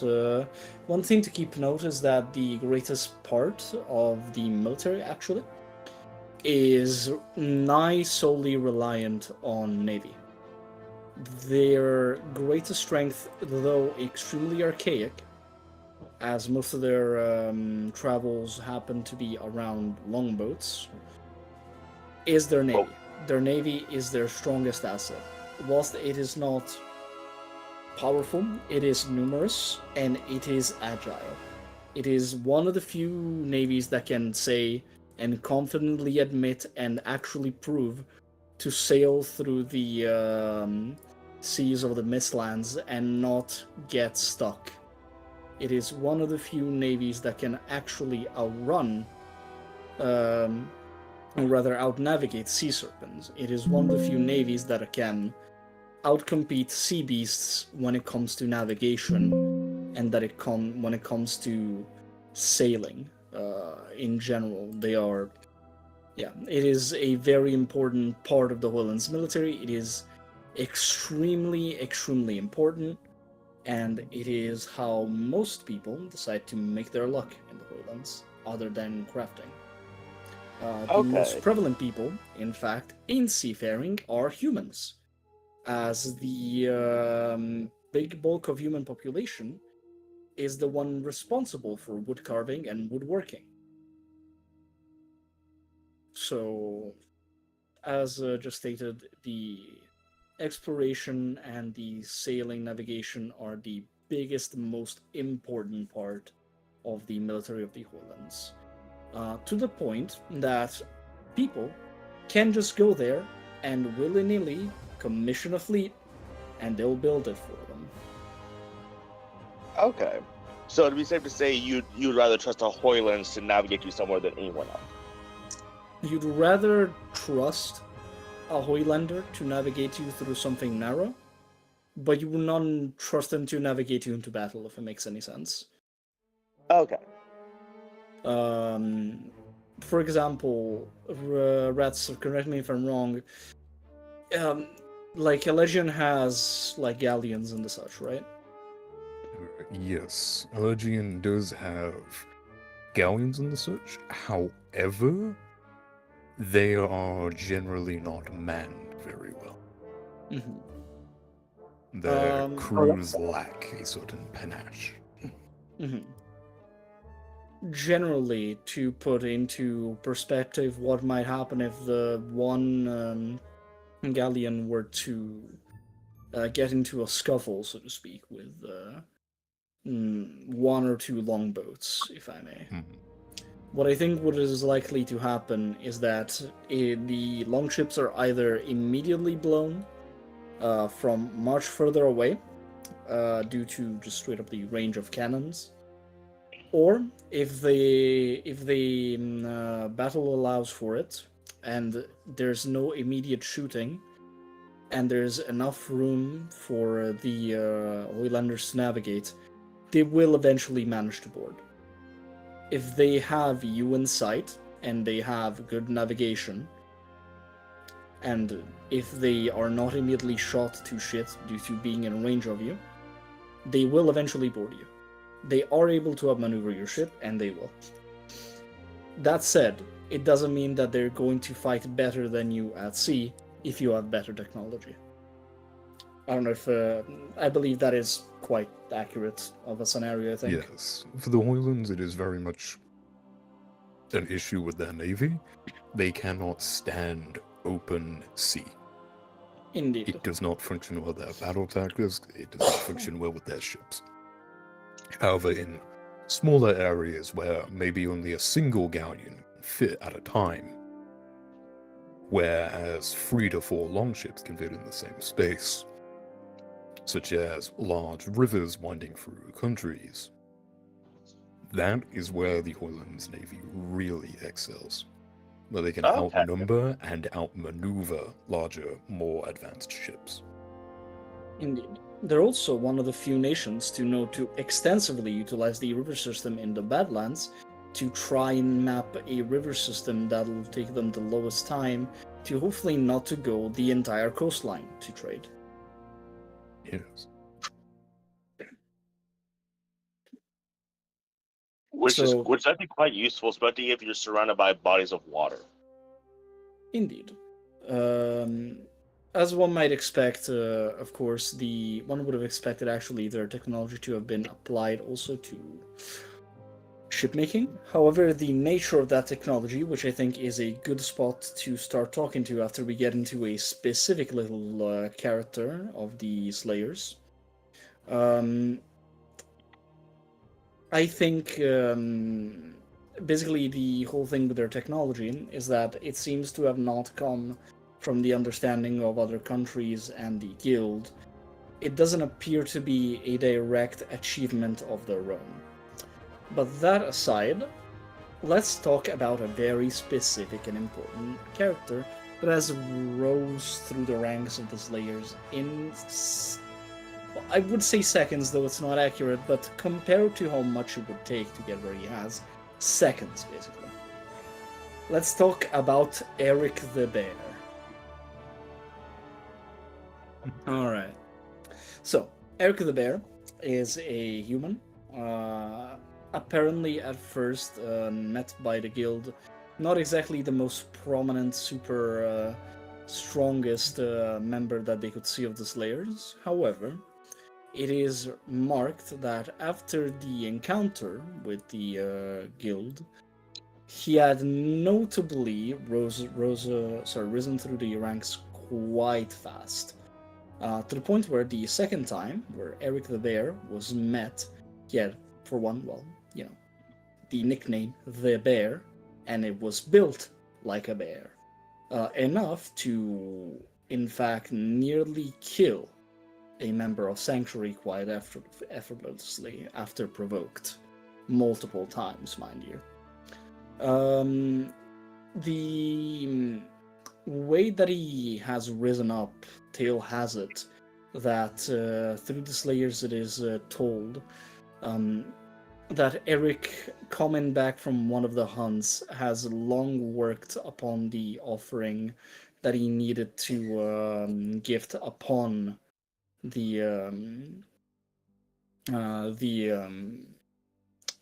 upon the Lord of the Great Hunt.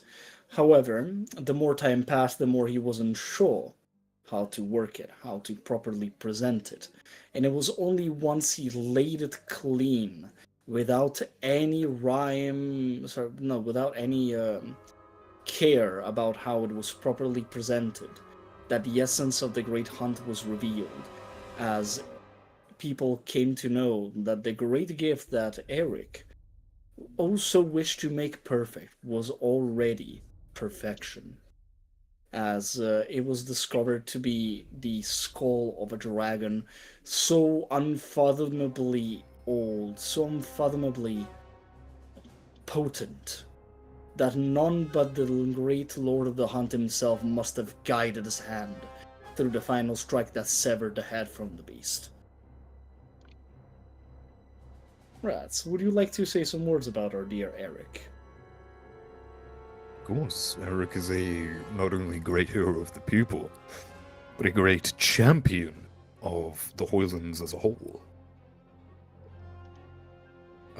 I believe, as mentioned, he almost killed a Sanctuary member with but a toss of his hand after being repeatedly provoked. And, well, we've gone on and on about the mere power of Sanctuary members. Eric is beyond many members of the guild. Indeed so. And not only is he beyond any members of the guild, he shows restraint that many veterans would wish they had. Not to mention the sheer power of what he has done with such a basic, simple weapon. A simple battle axe, to our understanding. It is a power that nigh rivals the once believed immortal Grunt, in fact. Yes. I believe it is stated even one of Eric's first offerings to the Slayer Guild during one of its many competitions was a claw of a great worm so large it could possibly even rival Accusad. The claw was said to be as large as, well, quite frankly, several ogres stacked atop each other. And whilst it is indeed uncertain exactly how or why, or rather, if any of these rumors are quite correct, what is certain and what is true is that the documented offering for that great coronation and not coronation, sorry, for the great ceremony and tribute to the great hunt was a skull of what is by the guild believed to be a great worm. So, be it as you put it, this would-be nobody has arrived and donated after worrying for apparently by the same thing that people say so long about how to present it to make it presentable for the Lord of the Great Hunt that it turned out to be already perfect as a gift as it was. A skull of, by our understanding, a great worm. By the people's standard, they simply did not even know what it was. They just knew it was from a dragon.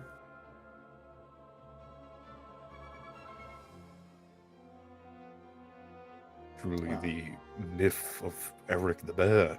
I mean, it feels disingenuous to even refer to it as a myth, but some of these very accurate stories of his are beyond powerful.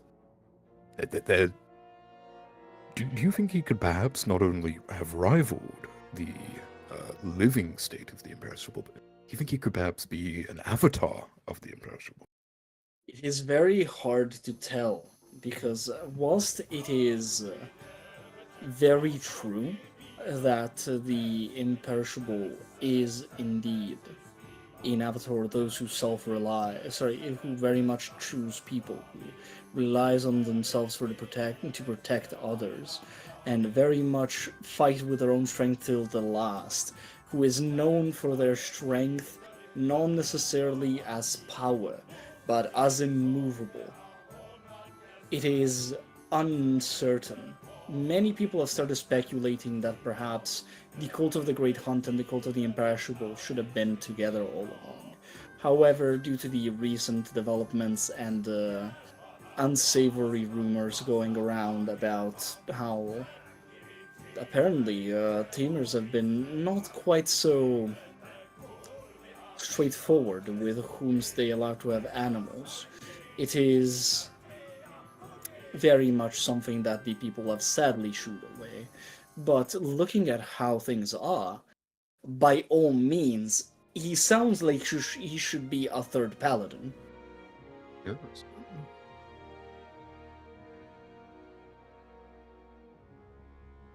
And of course, even crazier, Wood Elf has had the pleasure, as well as many other members, of actually meeting this person. Like, in both in their earliest and at their strongest, it is quite something. In fact, I believe we have some records of what Wood Elf wrote in the for the quest. Yes, I believe Wood Elf described Eric the Bear as a being with potential to go even beyond himself.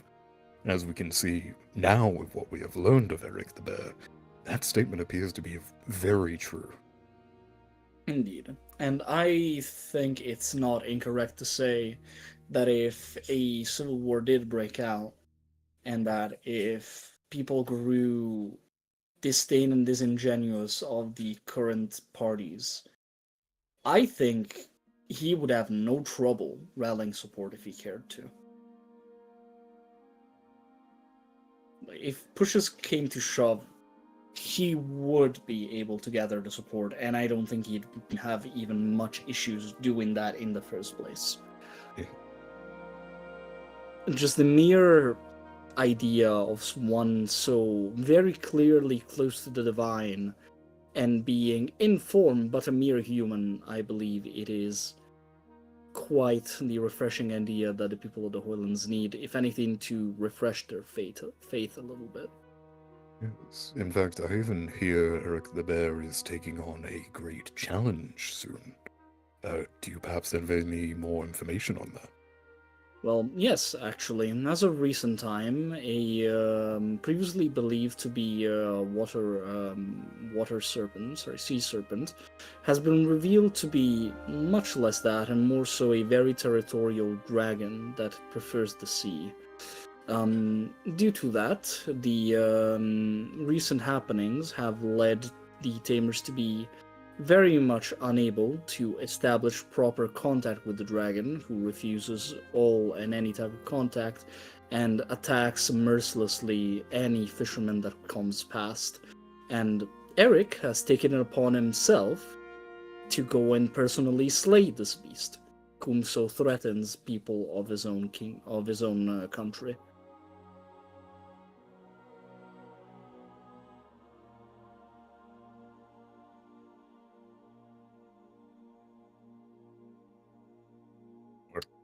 Great talent we look forward to. Yes. I think that was most of everything for Tamers and Slayers, I do believe. Yes. Perhaps a brief mention of the Explorer Guild. Yes, of course. Explorers Guild is a guild that came much later than the other two. They don't appear, they're one of the few military groups that have no direct affiliation to any religion. They are a guild mostly comprised of dragon folks, so lizard folk, dragonborns and kobolds, and most prevalently humans. Humans are the biggest part of it, as they are also the same people that make all the various knickknacks that you utilize to actually go out. And ever since the stabilization of the capital islands, they've been instrumental and have grown more and more powerful, though, weirdly enough, very separate from politics. Extremely separate from politics, in fact, to the point that they generally abstain through most votings. There is a representative of the Explorers Guild, of the Explorer Corps in the would-be parliament. However, whilst that is the case, he does not interact with the politicians. He tends to merely listen, which is quite different from how a lot of these groups operate, as so many of these political groups of these religious groups actively gets into the politics of the Hojlands. They try to push their view forward, and they try to gain more influence as of late. Whilst instead, they seem to be either biding their time, or they are genuinely disinterested in the political landscape, whilst much more interested in furthering the expansion of the Hojlands themselves. As after all, traversing the Mistland Seas to establish that one spot right next to the Mistlands and a Legion is everything but easy. I mean, we've sort of touched in it a little bit before, but if you would like to give a bit of a touch into the season of the Mistlands, since you have ownership over it, to drive forward the idea of how dangerous that actually is, it would be nice. The Mistlands, for one, is noteworthy for its namesake, of course. The mist and general horrific weather around it. Until recent times, the mist was so thick, any exploration of the area was strictly banned, save your own death. Humans could barely see more than a foot in front of them. Even non-humans, such as great beasts, such as the tabaxi and the leonin, could barely see 5 feet. In recent times, this is let up a lot, with humans usually being able to see a good 30 to 60, and others seeing much further, of course, but still notably diminished vision compared to anywhere else in the world. And, of course, with such horrific mist and moisture comes horrific storms. The sea is rumored to be the dwelling place of the elder god Cthulhu, are so horrifically torrential. Very, very few ships even try the journey on a casual day, let alone a stormy day. And there are even uncomfortable rumors regarding the locals of the area. I believe some of this may be going over into the new colony formed by the Hojland down south. As the locals appear to have some strange worship and even stranger and somewhat horrific rituals regarding Cthulhu, and a figure described as the Watcher in the Mist. Indeed, there has been much concern, as was the prospect of having a very much closer spot to the other countries is incredibly enticing. If anything, even just for the access to Westshire, the already mentioned most prosperous at this very moment, like, region of Albion. Hell, the interaction with the untouched kingdom of Allegian. It is all very, very profitable enterprises. However, at the same time, the people have grown more and more restless as many of the native Mistlanders appear to be blind by choice, which is something that they don't quite understand themselves. However, choice is one's own, and specifically the Hojlanders don't particularly mind that. Their practices and their what appears to be forced sacrifices to some degree, to what they understand it to be, is very unsettling and not something the Hojlanders wish to get to know much at all. However, this seems to be also forbidden information, and the Hojlanders have very limited understanding. A lot of this seems to be just rumors, and whilst they wish it is, they cannot shake off the fact that perhaps it isn't. How is Hojland's relationship with Albion currently? They have very little knowledge of Albion, as does Albion. They have very little interaction. The few interactions they've had is either through few nobility that went up north in search of proper and exotic animals, or perhaps through the wish to enterprise a little bit in the land. But aside that, there isn't much to talk about other than the promised, other than the possibility of assistance in the upcoming Albion struggle for power, as one of the Sanctuary members, as recorded, has offered to bring a message forth to the Hojlands to invite them to give their services in the great fight against Scrat. What about maybe a lesser known country like Edensville, which has been around for a very long time? Sadly, they would simply have no knowledge of it. Edensville is much too south for them to know anything about it. Okay. And Allegiant? The Hojlands, Allegian, they have mixed thoughts on Allegian. They know Allegian to be extremely solitary. They know Allegian to be more advanced than they used to be. And they know that Allegian here and there allows for trade. However, they have so little knowledge about anything else that they seldomly even attempt landing, or seldomly even attempt proper contact.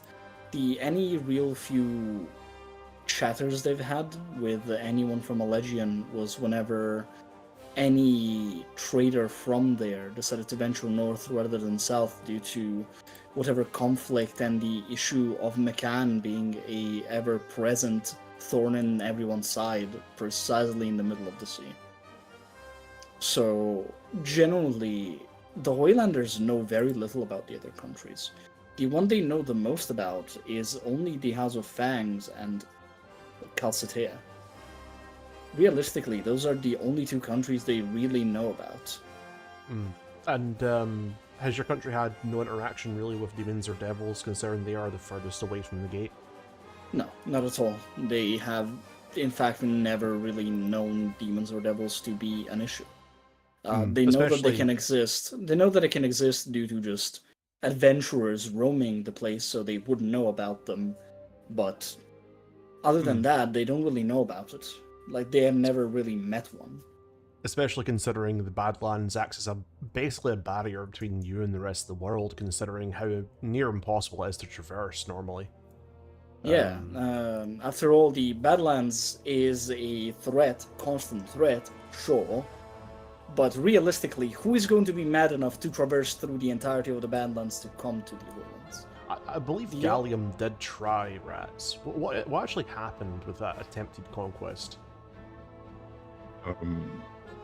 I hear the attempted conquest of Gallium actually was unfortunately, land conquest. As Mhm. at the time, Albion under Alfron didn't have a standing navy.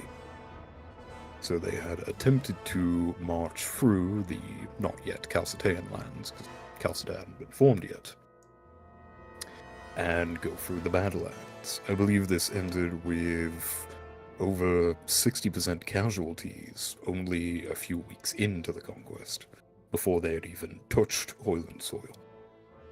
And Indeed. that's an They army had, marching for a few weeks, so presumably that's not going to get you very far. That's like 10 days just to get like this from I don't know if you guys can see this, but from like here to there on foot, and probably like twice that time because it's like difficult terrain.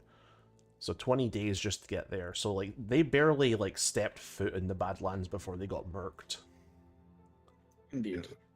Not to mention, the issue with the Badlands is that people assume it to be a wild, unconquerable place. But what the Hojlanders have come to know is that less works much better than more in the Hojlands.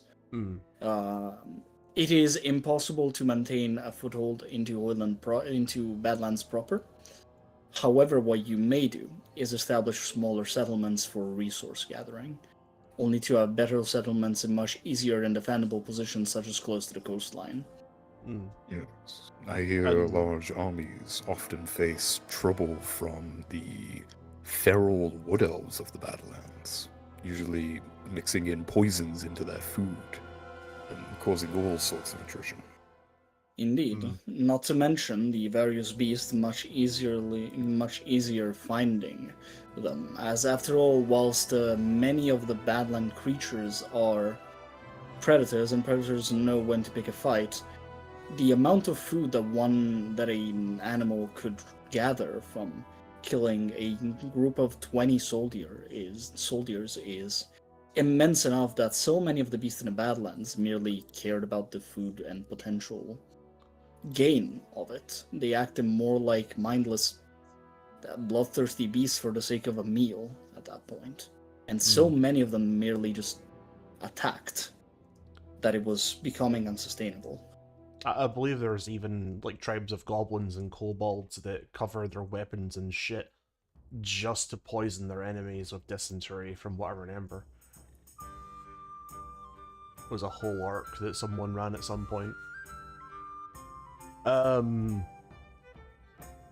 So did we go over some of the recovered technologies from the past, from the Dwargar, that you managed to find?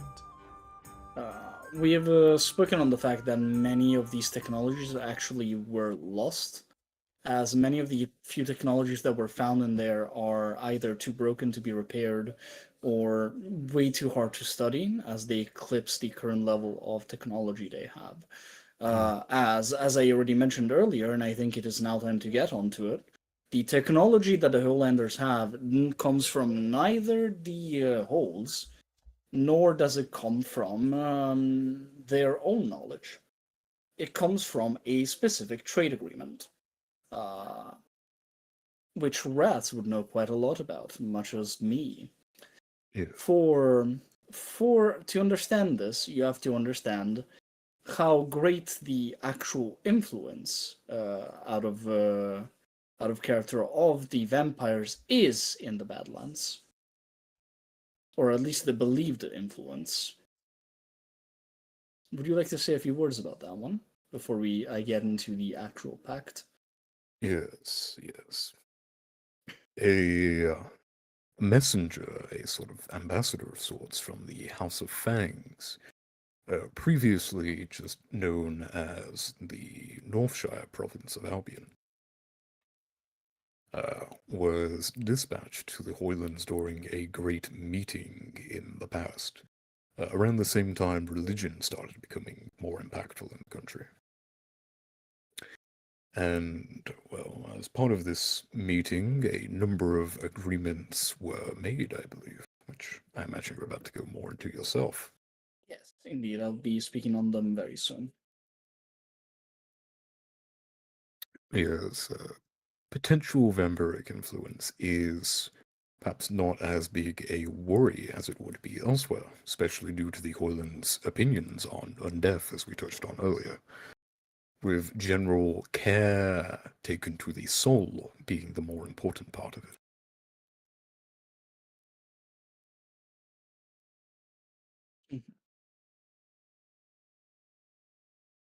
It is in fact true that due to that specifically, and the fact that it is not so much so the undead that is the issue, but whether the soul is there and whether the soul wish to be brought back or not, vampires seems to be the generally most accepted type of undead, because the soul is always going to be in a vampire in the long run. They die and they get resurrected, but their death isn't truly a death per se. There's no proper resurrection. When you become a vampire, you simply are reborn, but your soul is still your own. So, to the knowledge they have of vampires, this is not necessarily so much so an issue for the Hojlanders, and much more so an opportunity. This became even more of an opportunity as through this meeting, the messenger began exposing what the possible terms actually were.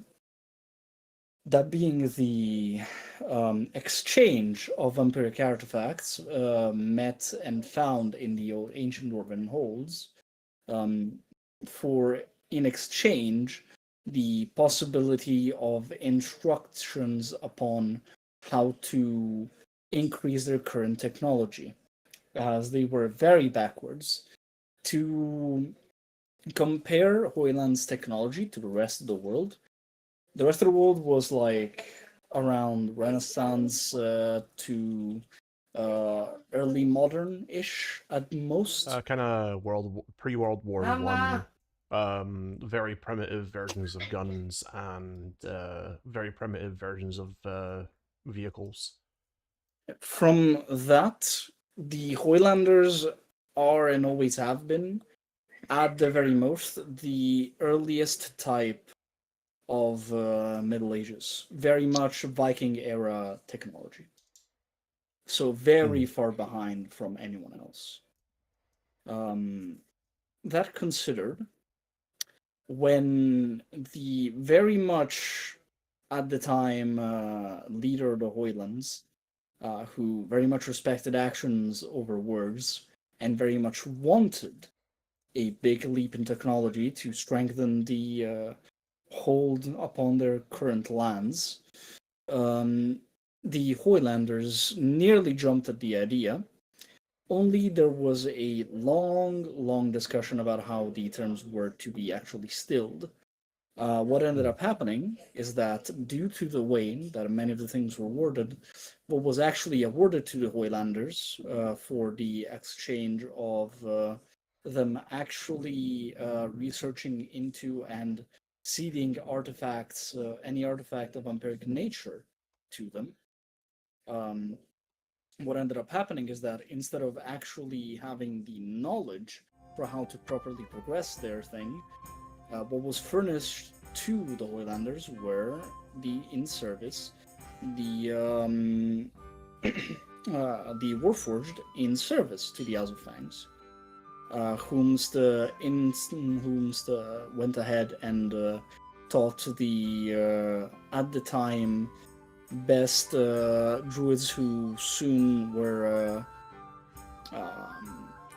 gave way to the new profession, artificers and inventors, to actually do whatever they could. Sorry, I lost the thing. That's okay. I think this is actually a good point for a side tangent. Rats, Warforged and the Awakened Golems. What do we know about them in relation to perhaps some of the old ruins? Well, Warforged don't appear to have much relation to the old ruins, other than a seeming passing interest in some of the ancient Dweger technology. Awakened Golems, however, I believe a number of them have been found in these holds. Ooh, the best boys have been found. Yes, I believe some of them that can be communicated with, because it's notably hard to communicate with awakened golems due to their lack of common language, typically. Why did the person who discovered these golems that look like kind of shambling mounds sometimes? Why did they describe them as awakened? Well, that would be due to the difference to, well, for lack of better words, non-awakened golem. All throughout ruins, both dwarf and others throughout the lands, there are golems who act more as sentries, ancient guardians of their ruins, with not any true thoughts or being of their own to themselves. They exist solely for their purpose. The reason for these awakened golems being described as such is that they have that sense of self. They have personalities, perhaps due to the long time they've been around or due to their creation. They are actually capable of being classified on the same mental level as a human, for example. What's the key difference between these awakened golems that seem to have been found and later created Warforged? Warforged are more of a modern thing, right? Yes, Warforged are modern compared to ancient golems, of course, but still have been around for a number of millennium themselves. Warforged are, I believe, a creation of the McCann of sorts. From the earlier days of the world. Not quite as early as the golems, of course. I believe, if I remember correctly, the McCann enslaved some humanoids that look like dwarfs, but not quite like dwarfs. And the dwarfs had some fancy ideas around how magic script works. So the McCann decided to steal their magic script and put it into some of their technology. Yes, with one of the most notable differences between how a awakened golem functions and a warforged functions, being their cores. Both beings, as non-biological, have magical cores that act in a similar way to how a heart or brain would for other species. Although in the case of the Warforged, it acts almost solely as a heart for them. With some even referring to them as such. With the Awakened Golem's core being forged through hundreds, if not thousands, in some specimens, of magical script woven onto each other through ancient stone tablets, in ways that are far too difficult to reproduce in any timely manner at all. Versus the Warforged, who do not have a magical script as their core, but instead have bits of magical script in their head, which act as a sort of brain. It's a bit different, as they use monster cores typically as their core, purely as a power source for their body. With Warforged being a much more technological being than the runic magic of golems. So, considering where Hojland is positioned, it's not incomparable that the Hojland might eventually see some of these awakened golems pop up in settlements. Yes, I believe a few of them already have. One of them even joining the Sanctuary Guild, actually. Really? Claiming to have been the personal guard of an ancient dwarf king. Oh, well, that's interesting. Although, unfortunately, due to the age of said golem, these claims are unlikely to be true, or just too difficult to prove true. And the Warforge... Wagon, you said these Warforges were effectively sold to Hojland? Like property? Quite sold. They were provided to them as teachers, in a sense. They were provided to them to instruct people on how to properly conduct research and further technology.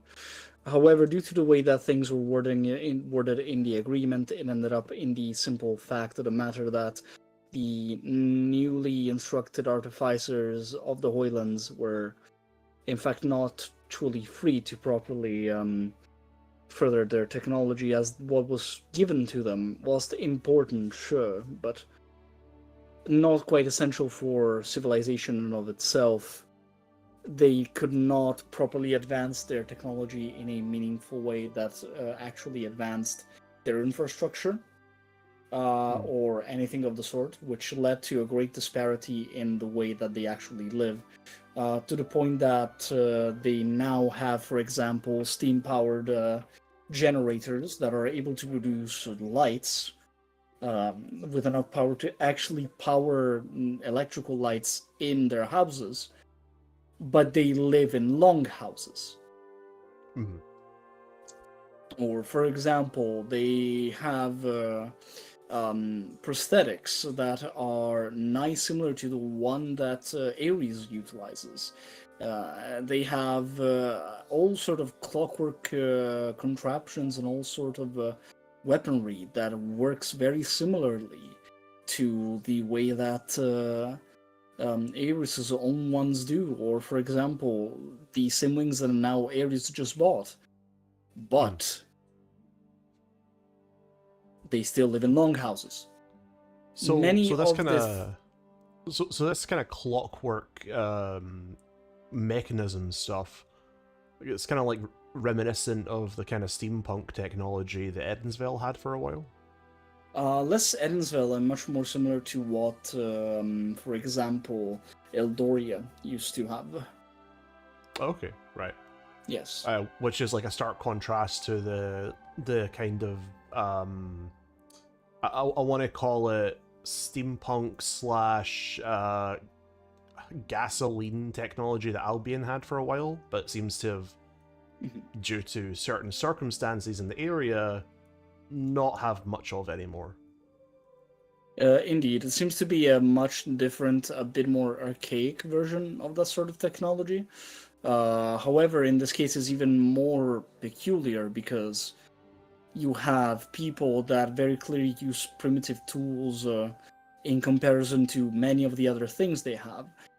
For one to have a stove powered by steam, and then for them to still lay on a bed of thatch, is quite strange. And they're also trying to combine this with rune smithing, is it? Less so they're trying to combine it, and more so as of recent, not many, but a few very prominent holes with many kinds of runes were found. And most importantly, these smithy seem to be a very prominent and important rune smithy, which sadly has gone in disuse a little bit, bumping it down from a 3 to a 2. Have we gotten into religion yet? Yes. Okay, so we've went over the rune priests. The rune priests in the Hojlands aren't quite so religion, is the issue. The But rune priests they still are... view the resource as like not holy, but like a respected area, right? Not quite. The issue is that so many of these would-be rune priests are people that are picking the trade from outsiders. Runesmithing isn't a thing for many of the dwarves, because a lot of the dwarves that would get into runesmithing don't know how to. Even the dwarves that come from the hold that was recently unearthed, that had that runesmithy, have long since lost how to do it. The most prominent skyrocketing peak as of late of runesmithing is only given from the fact that many visitors from Leeds have, as of recently, reintroduced the belief of runes and the practice of runesmithing into the Hojlands. Leeds being a country that Rats can say a few words on if he wants to. Well, the city, that is. Leeds being I believe it was briefly touched on last episode, being a small kingdom of dwarves, currently residing in Calcetea, formerly Albion, who are well known for their great rune council. with Leeds being the capital city of this small kingdom.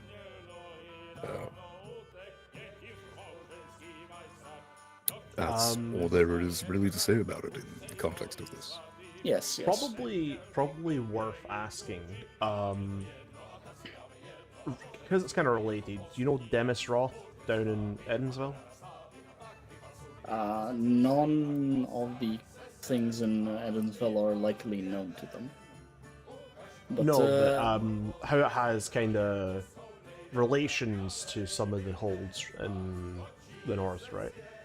well, sure, but again, it's sadly not something any of the Hojlanders would have knowledge of. Has there been any? Has there been anything about the Shadows of the Past, or also known as the Gear Lords? No, nothing so far. Nothing so far.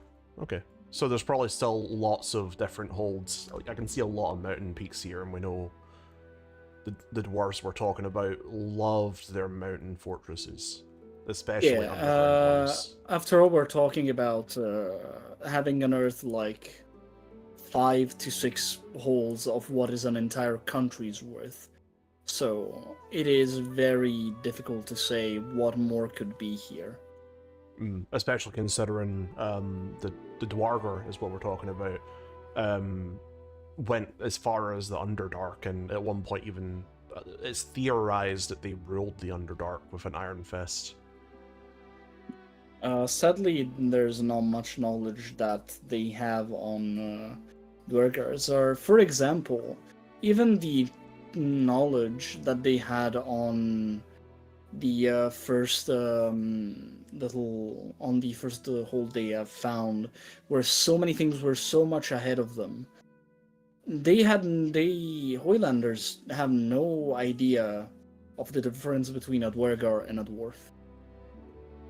They just think they're the same thing. They do believe they are the same thing.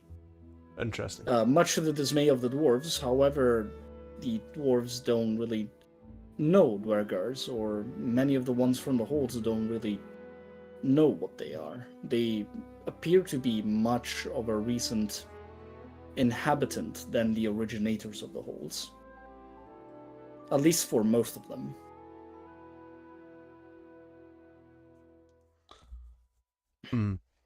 Let me see. What else can we go over? Well, imports, exports. Sadly, they import very little, if anything.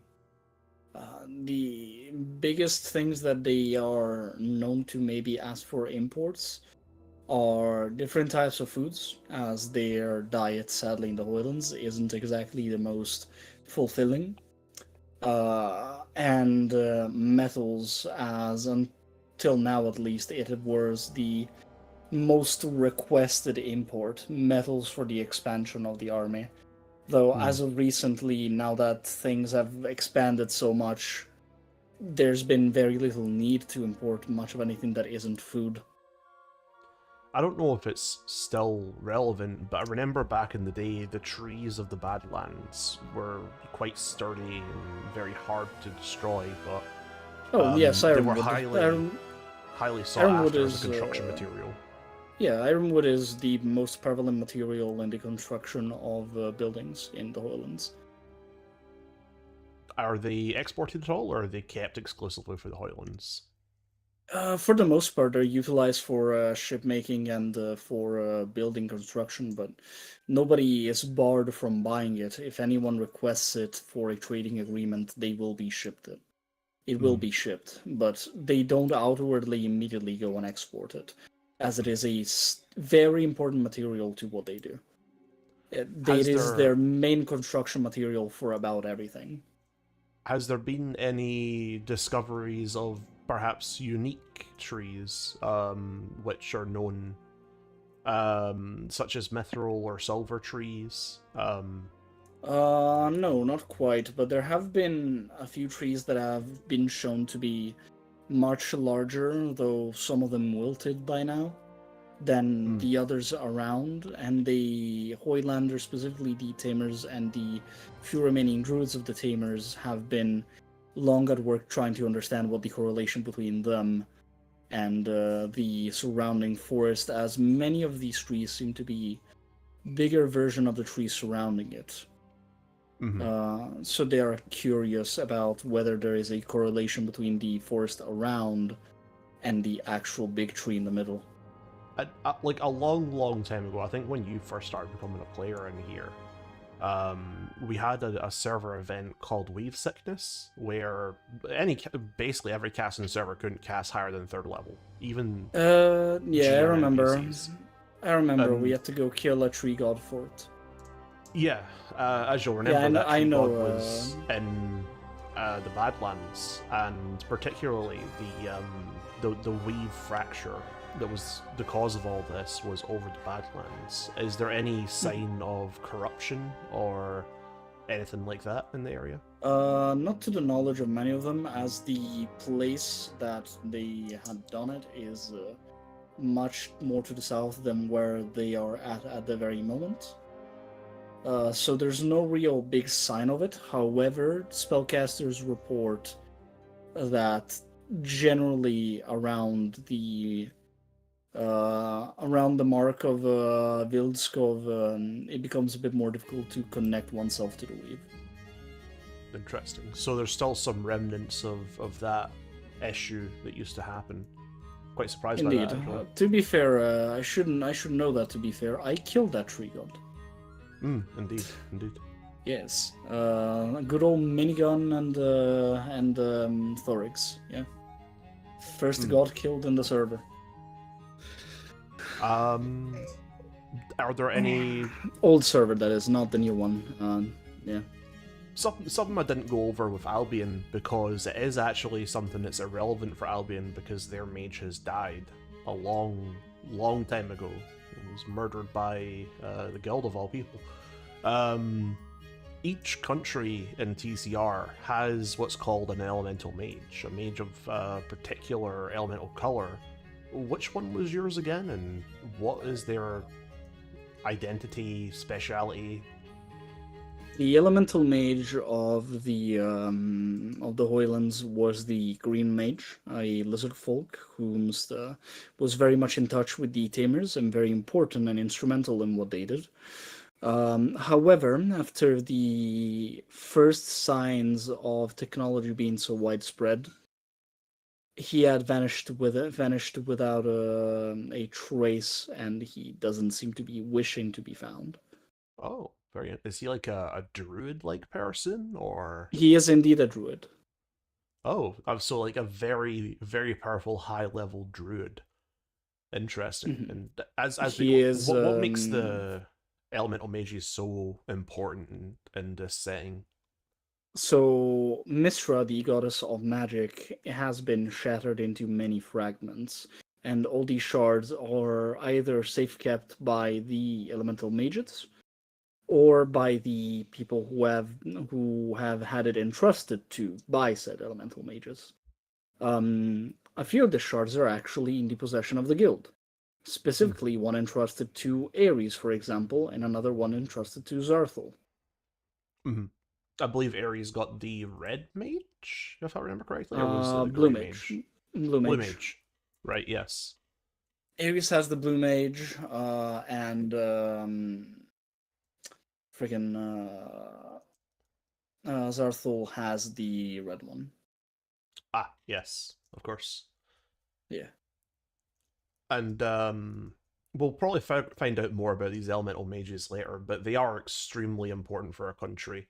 They're like the equivalent of a nuclear missile. They are the deterrent for war. If country, you can be assured that the mages would not be happy. The mages tend to function as a deterrent, though as of recent years, in the way that the countries have been acting, a lot of the mages seems to be more and more detaching themselves from the politics, and more so to the balance of the world itself. So they have gotten less and less involved into the proper politics, so wars are generally let be, it seems, as of late, whilst instead much more epochal changes are well kept in mind and oversought by the mages. Indeed, indeed. I remember the Red Mage of Albion, in particular, was particularly done with all the politics and the king ordering them about to do really stupid stuff, so they just locked themselves away in their own subdimension and just started studying stuff with their apprentice Defect. This who is not later something that I may speak on, as I simply have no real knowledge of it, as it is not my country. But Yes. I do know defect is something I would really like to bury under a cloud, and most. I think you and every other country under the sun. I think I think Calcatea has dibs though. Probably yes, yes, I would agree so. Yes. But fall. yes, Good calling. yeah, I agree. Um, yes, that is the general current situation with the Grim Mage. He has been simply in hiding and does not wish to be found. Interesting, interesting. Are there any like other non-god entities that are like kind of close to godlike power or a higher tier elemental power that reside in the area or have been interacted with before? Yes, actually, there's been a few. Some that tier on elemental power have been recorded to be a peculiar type of flesh engineered beast that guild members have affectionately referred to, despite its horrific way of looking, as a dancing lion. It seemed to have not only power over its movement in a very horridly immaculate way, but also power over the elements, all that weren't fire, that is, which has led to the belief that its body itself was infused with runes. Interesting. Which is very much horrific, actually, to think of a mutated beast utilized to be carved upon, carved with runes and imbued with their power, for the sake of a pretty fight. For what was noted by the guild members through the fight was that the fight was incredibly scenographic. It almost felt choreographed, like it was there for entertainment and not to be an actual threat. 1 second. So, is there any other big things like this which are prominent? Yes, actually. One that is not an issue, but in fact a blessing, is the great adult golden dragon, who has been rescued at a very young age by the previous head of the Hojlands and now head of the Slayers, whom has wore service into protection of the first capital. He has been recorded to have great strength for a gold dragon, especially an adult one. However, its loyalty appears so great that any command given onto him would likely be followed, also ones that don't benefit necessarily the Hojlands, so long as its master suggested to them. Its master and friend, most importantly. It takes some amount of time for a dragon to age, so I presume that this dragon was part of the founding of the country, right? Yes, it was in fact part of the founding of the country. And what is even more peculiar, that people don't seem to pay too much mind, is the fact that this human who had tamed him has lived particularly long. Perhaps some sort of contract or something there with the dragon. Perhaps. Okay, so perhaps not directly related to gods or godlike entities, but Are there any children's tales, rumors, ghost stories, anything that's that comes from this region that would be quite well known? Sadly, it's less like fairy tales and children's tales. Some dwarves have tales about their holds that they seldomly like share. They tend to keep it to their own people, and they very rarely give it. There's the secret of the great alloy that the orcs so greedily keep to themselves. There's many other little rumors, but none that could border on tale. The closest thing there is to it is the simple beliefs that are part of the religion in the Hojlands, such as, for example, the belief of the Great Hunt and um, the cult of the imperishable. But those are more so tenets than tales. The closest thing there would be to it is the growing myth, as we went over earlier already, of Eric the Slayer, or rather Eric the Bear. Interesting. But Extremely interesting. yes. We have already covered Eric the Bear earlier, I believe. Hmm. Considering you're quite close to the waters, like you're probably the most water nation out of all of the countries here. Uh, Probably bar McCann, but they're very inland. The fish folk, tridents, etc. What's your relation with these deep sea folk, who are typically traders or defenders of the ocean? Well, for the most part, the Hoylanders don't really seem to interact much with the merfolk. There's been some encounters with them, but the merfolk seem fine enough with the Hoylanders, as very little of what they do outwardly impact marine life too much. The closest thing they do to an affront to them is hunting sea serpents, and even then, the ones that get hunted due to the way that their own ships are the ones that are closest to the coast and an actual issue for the Hoylands. So realistically, most of the interactions are either very simple trade or no interaction at all. The Hoylands, as despite of how like open they are to visitors, they are incredibly isolationist in the sense of they will definitely not come visit you. They will not be the initiator in interactions unless it brings very clear profit to their nation. Interesting. You'll know they want something if they come to you. Okay.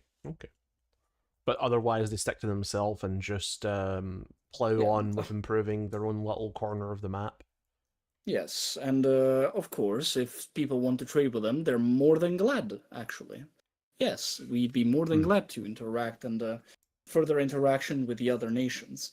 That being said, we'd rather not be the one visiting. Something we've been over with, before with our countries, with the last country, is something called reputation. And notably, there was a particular area in Albion which had a massively negative reputation with the guild. I think it was like negative 80. Let me just double check. Negative 80. And for those who don't know how our system works, a zero is basically you're unknown. No one knows who you are. No one gives a shit about you. A plus 100 is your revered hero, and a negative 100 is kill on sight. Your vile criminals must murder. A negative 80 is enemy of the people, so I guess you're like a hated politician that everyone would shoot if they saw. Um, how's the guild's reputation with the Hoylands right now? I see they only have one province currently, but that's probably going to get broken up eventually. For the most part, the thing is that their organization is extremely well organized, for lack of a better word. They have a very much um, they very much have an organized way to share power, which leads to most of the country having a generalized opinion towards the guild. And even then, the entirety of the history of the guild in the Hojlands, never once has a quest been failed, nor has it been problematic. In fact, I dare say it is the only country where no quest was ever failed by the guild, leading to a relatively fine standing, though not amazing due to the latest inactivity of the guild in the Hojlands, So let me just leaving the reputation around 30-ish. around 30. So they're known figures. Somewhat If you known. say onto treated with someone, courtesy. if you tell them you're from Sanctuary Guild, they will appreciate you, and they'll likely know you. However, they're not going to give you a kidney. Of course. They appreciate you as allies of the Hojlands, to the point that some members even have citizenship in the Hojlands. Would you perhaps say maybe they're even closer to a 50 instead of a 30? You know, No, like a 30. 30 No, works 30. perfect. Okay, so they're known, but they're not fully appreciated yet, and they're not quite respected just yet. They are respected as good adventurers adventurers who do their job nicely, and they are appreciated in the sense of they have not let down the Hojlands yet. Yeah, your big keyword yet. The biggest appreciation comes for some very specific figures, that being Ares, though as of recent time the name has lost a little bit of its influence. However, Ares, Maria, and the greatest Slayer, or rather promising new Slayer, being known as Hooded Knight. Yes. Those are the three Interesting. that the Hojlands appear to have had quite the most respect for. That including also the late Wood Elf monk, as if Rats would like to share a few words on Wood Elf's relation to the Hojlands, that would be nice. Yes, it was very briefly touched upon already, but we can go a bit further into it.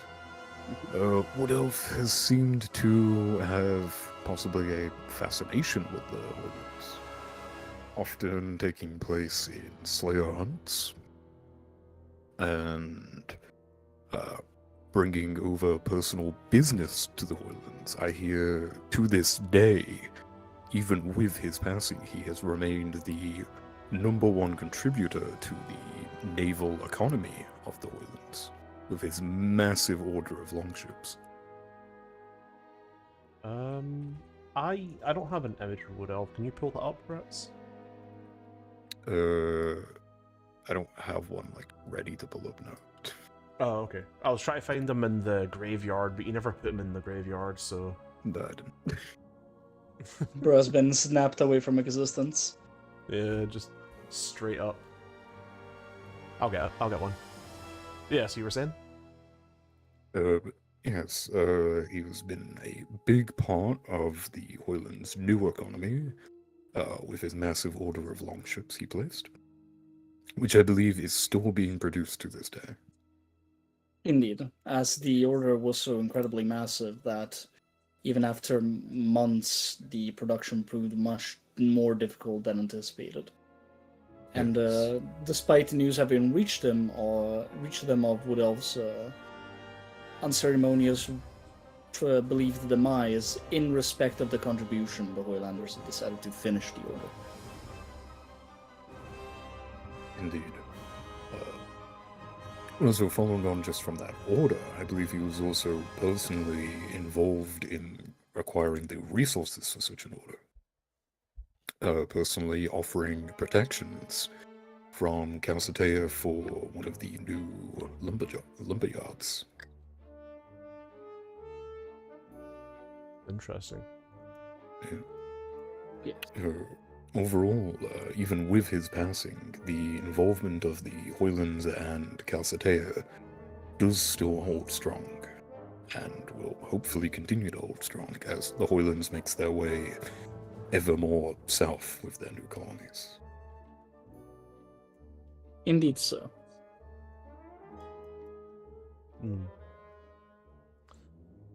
All right. Anything else we want to talk about?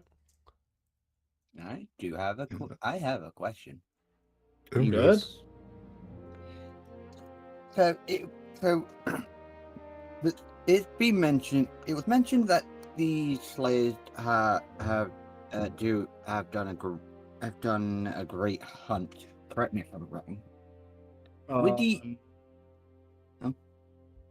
No, what was being said was that they believe in a thing called the Cult of the Great Hunt, or rather, the belief of the Great Hunt. would this great hunt happen to be related at all to a god named Oberon? No, not at all, actually. As stated at the beginning, the interpretation of the Great Hunt is a reinterpretation of Moradin under the Lord of the Hunt. He is not the one that does the hunting, he is he whom prepares the mortal for the Great Hunt. As, of course, Moradin is one of the most prominent, if not the most prominent god of smithy.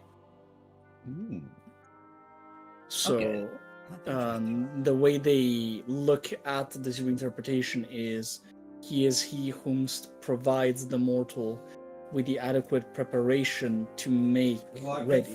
Sì, grazie. To make ready for the Great Hunt. Oh, very interesting. Yeah. Okay. Right. Anyone else has last few questions? Because I think we went over most of everything. Yeah, I think that covers pretty much everything other than future stuff. Yeah. With the ongoing colonization of the Badlands, are there any future plans by the officials of the Hojlands to try to consolidate more land, or? The current plans for the ongoing colonization of the Hojlands is to make smaller settlements in the Mistland Sea that they can utilize to further their expansion south to the small island on the coastline of the Mistland. Hopefully, that is the one that they've been working on the hardest. Though, as for the one that they've been working on for a while, news has it that the villages of Vilskov and Vildkusten have been amassing different groups of explorers to settle various areas in here, in this like stretch of land over here, to cut off the believed cannibal presence from the area and form a strong line with the first ever formation of fortress villages, so that they can use it as a line to finish colonizing the central parts here between the various, between the already there thingies. Between the already there villages, if I've explained myself in a way that you understand. Is there perhaps any worry of the encroachment of the Hojlands atop the northern Badlands? Perhaps upsetting the ecosystem of the Badlands and pushing many of the dangerous creatures there south, possibly affecting the lives of the Southerners? Whilst many of the Southerners don't necessarily seem to be bothering directly with the idea of it, the one that are most close to the Badlands, that being the Calcetea, do seem to have a bit of a less calm mindset about it, as after all, it is truthful that with any expansion there is a mild dose of risk, and after all, the Badlands are well known to be a very dangerous and inhospitable place. What this ends up doing, to the belief of many of the people in the in that specific area, is to their thought that whilst this might not necessarily drive the beast population southward, what it might end up doing is in anger and endanger the sovereignty of the few remainders of wood elves, which might grow angrier and more annoyed at the presence of whom they believe might be in that area, trying to expand into their home, and leading to possibly excursions against other countries that are also bordering the Badlands. Now, of course, me and New Rats, as me as Ares is well knowledgeable of, and you as Nymphael, in the northern lands there's actually too much vampirical presence to actually have this thing happen, because there's no way that Wood Elves would dare approach that area. However, due to this not being public knowledge, obviously people are not going to think, well, on things they don't know. They know that there are Wood Elves in the Badlands, and they fear that this might stir the pot, in a way. I believe they are often viewed as, rightfully so in many cases, as feral beings. Indeed. In fact, many of the Hojlanders, until very recently, believed them to just be cannibals. They chalked them up to poor sods mutated by the horrible environment of the Badlands. Until then. Until, well, very recently, when proper interactions with Calcetea have revealed the presence of Wood Elves. However, as they have also stated, they have not yet met a single one.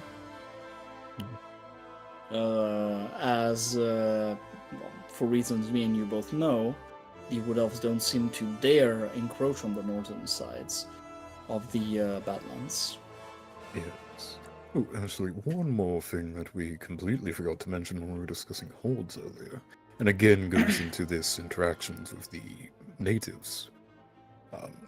The previous guardians of many of the forges, many of the ruined holds, the Minotaur tribes. Yes. I believe they have had quite the interaction, sometimes hostile, sometimes more diplomatic with the Hojlands.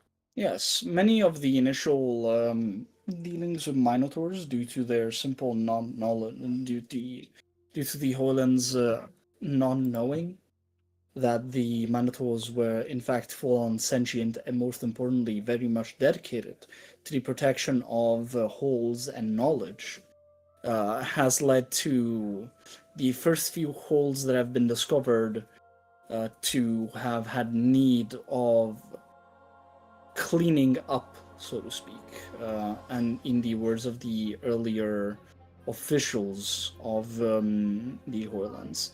However, as of recent, now that the more and more dwarves from the holds have re-inhabited cities, and more of them have become part of exploration effort for the holds, anytime there, in most cases, when Minotaurs are actually met, there's much more calm and diplomacy to them.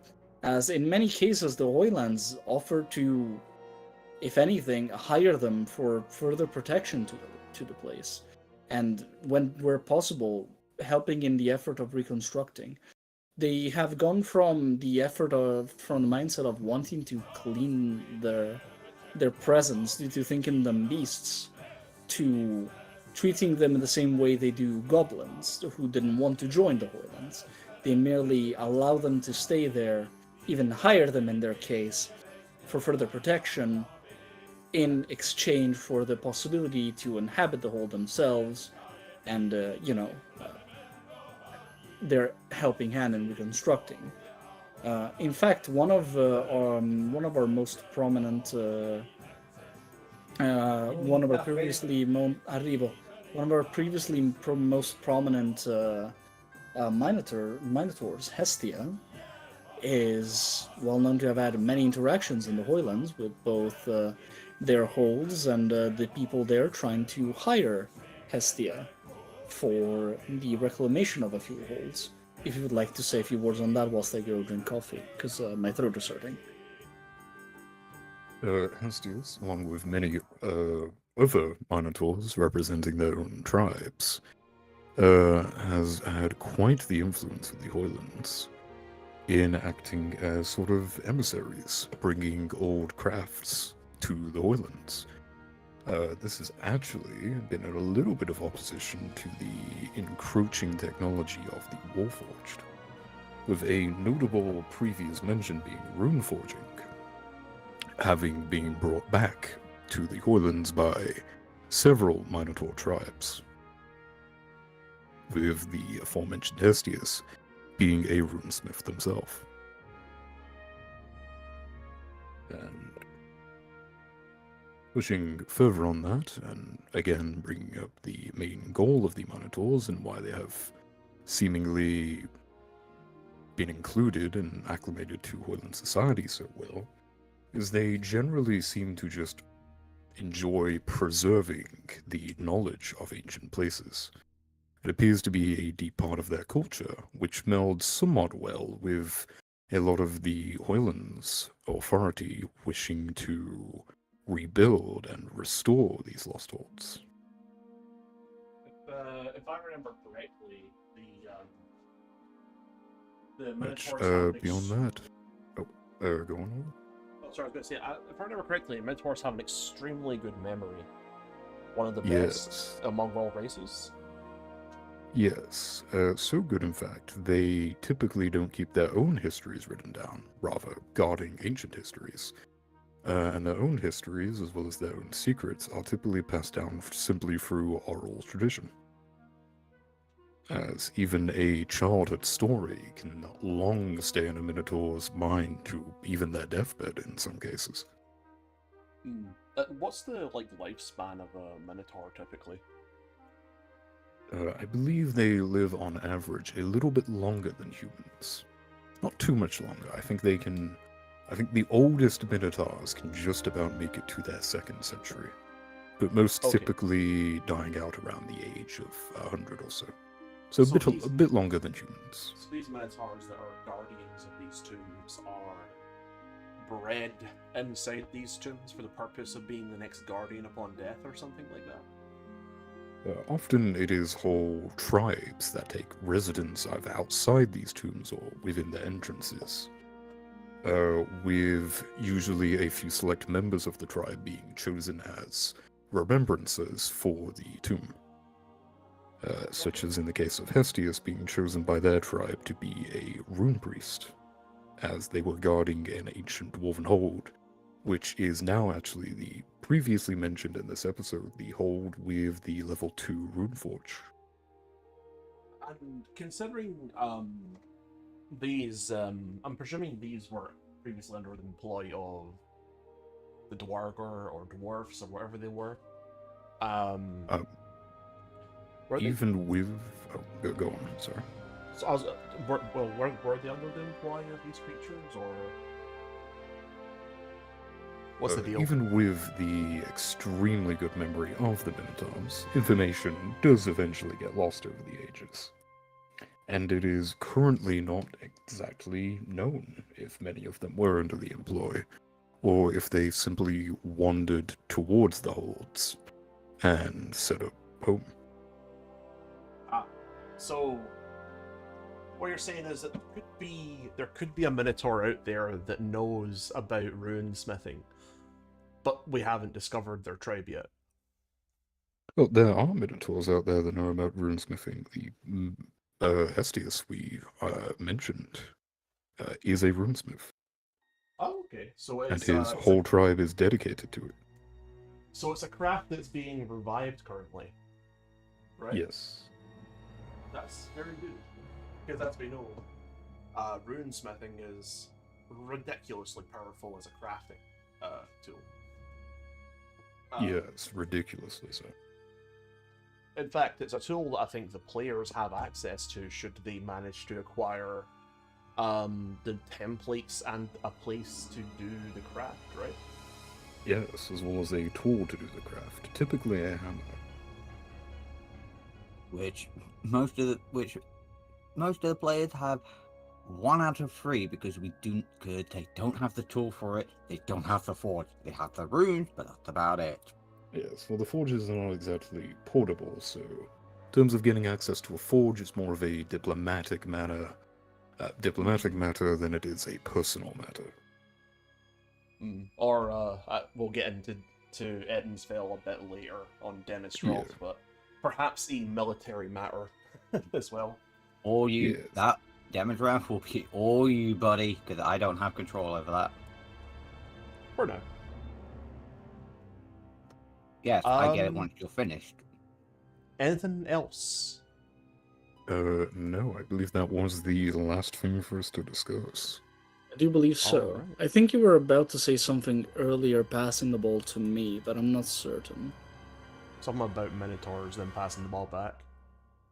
Ye- Yes, we were discussing the slight return of runecrafting to the Hojlands through one of the many Minotaur tribes. Oh, Yes. yeah, fair and enough. the revealing of that ancient hold with the level 2 forge in it.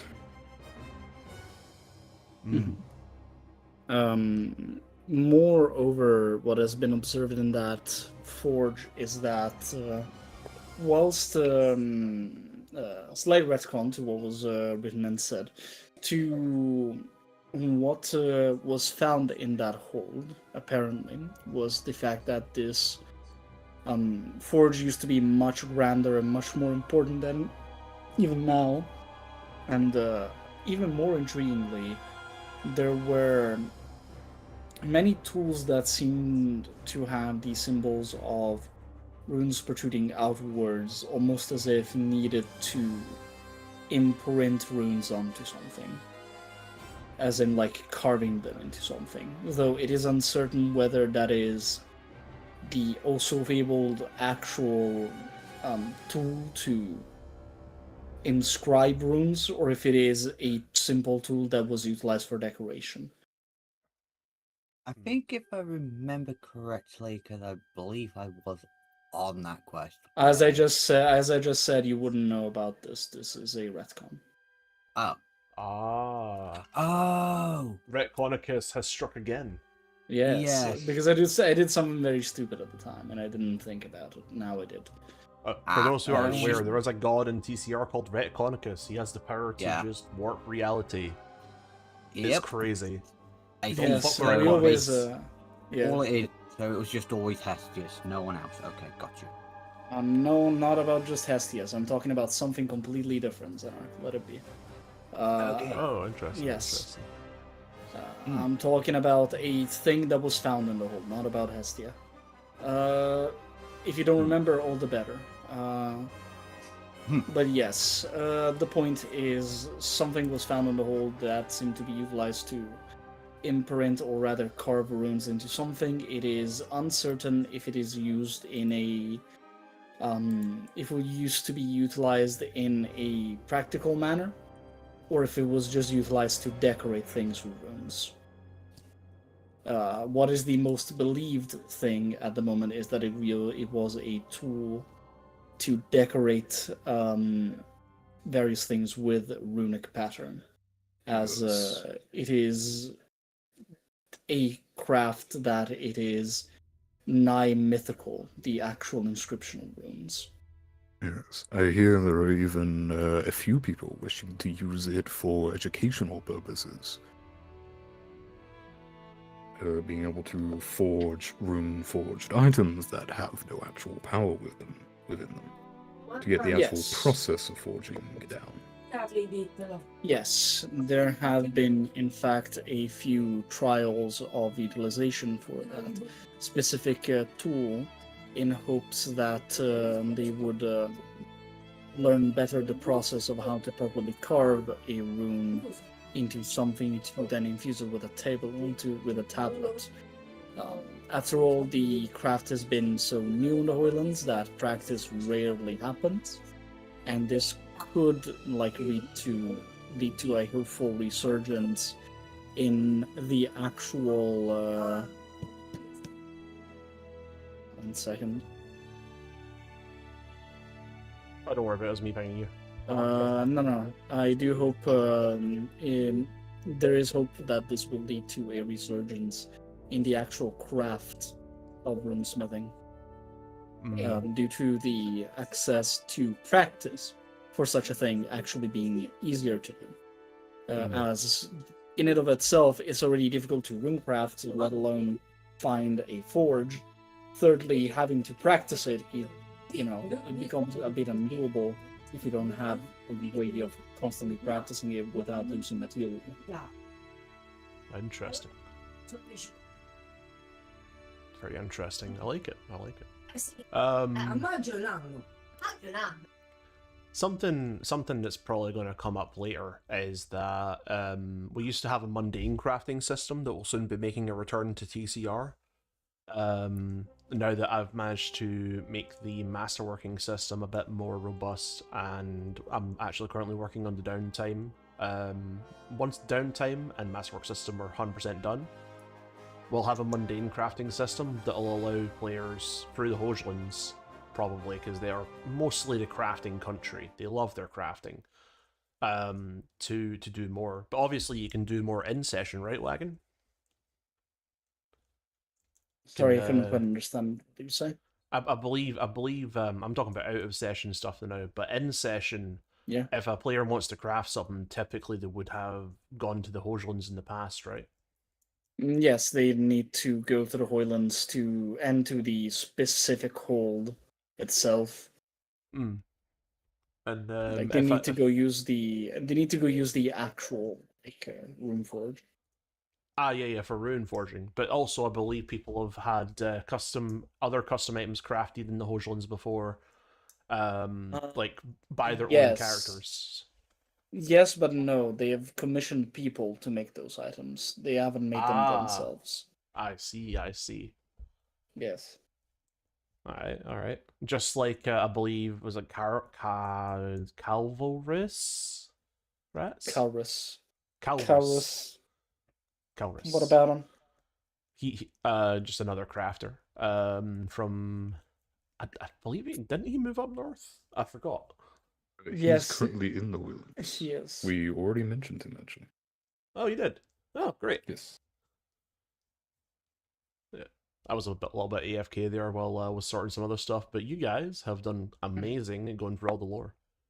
And that's why we stream it and record it, so I can watch back later. You mean you do? Yep. Oh. I do think that's everything for the Hojlands. That isn't something that will happen soon. Alright, last thing. Ambition, goals, and future plans. Already touched on this, actually. We already did. But just to summarize it as we end. Sure. Very well.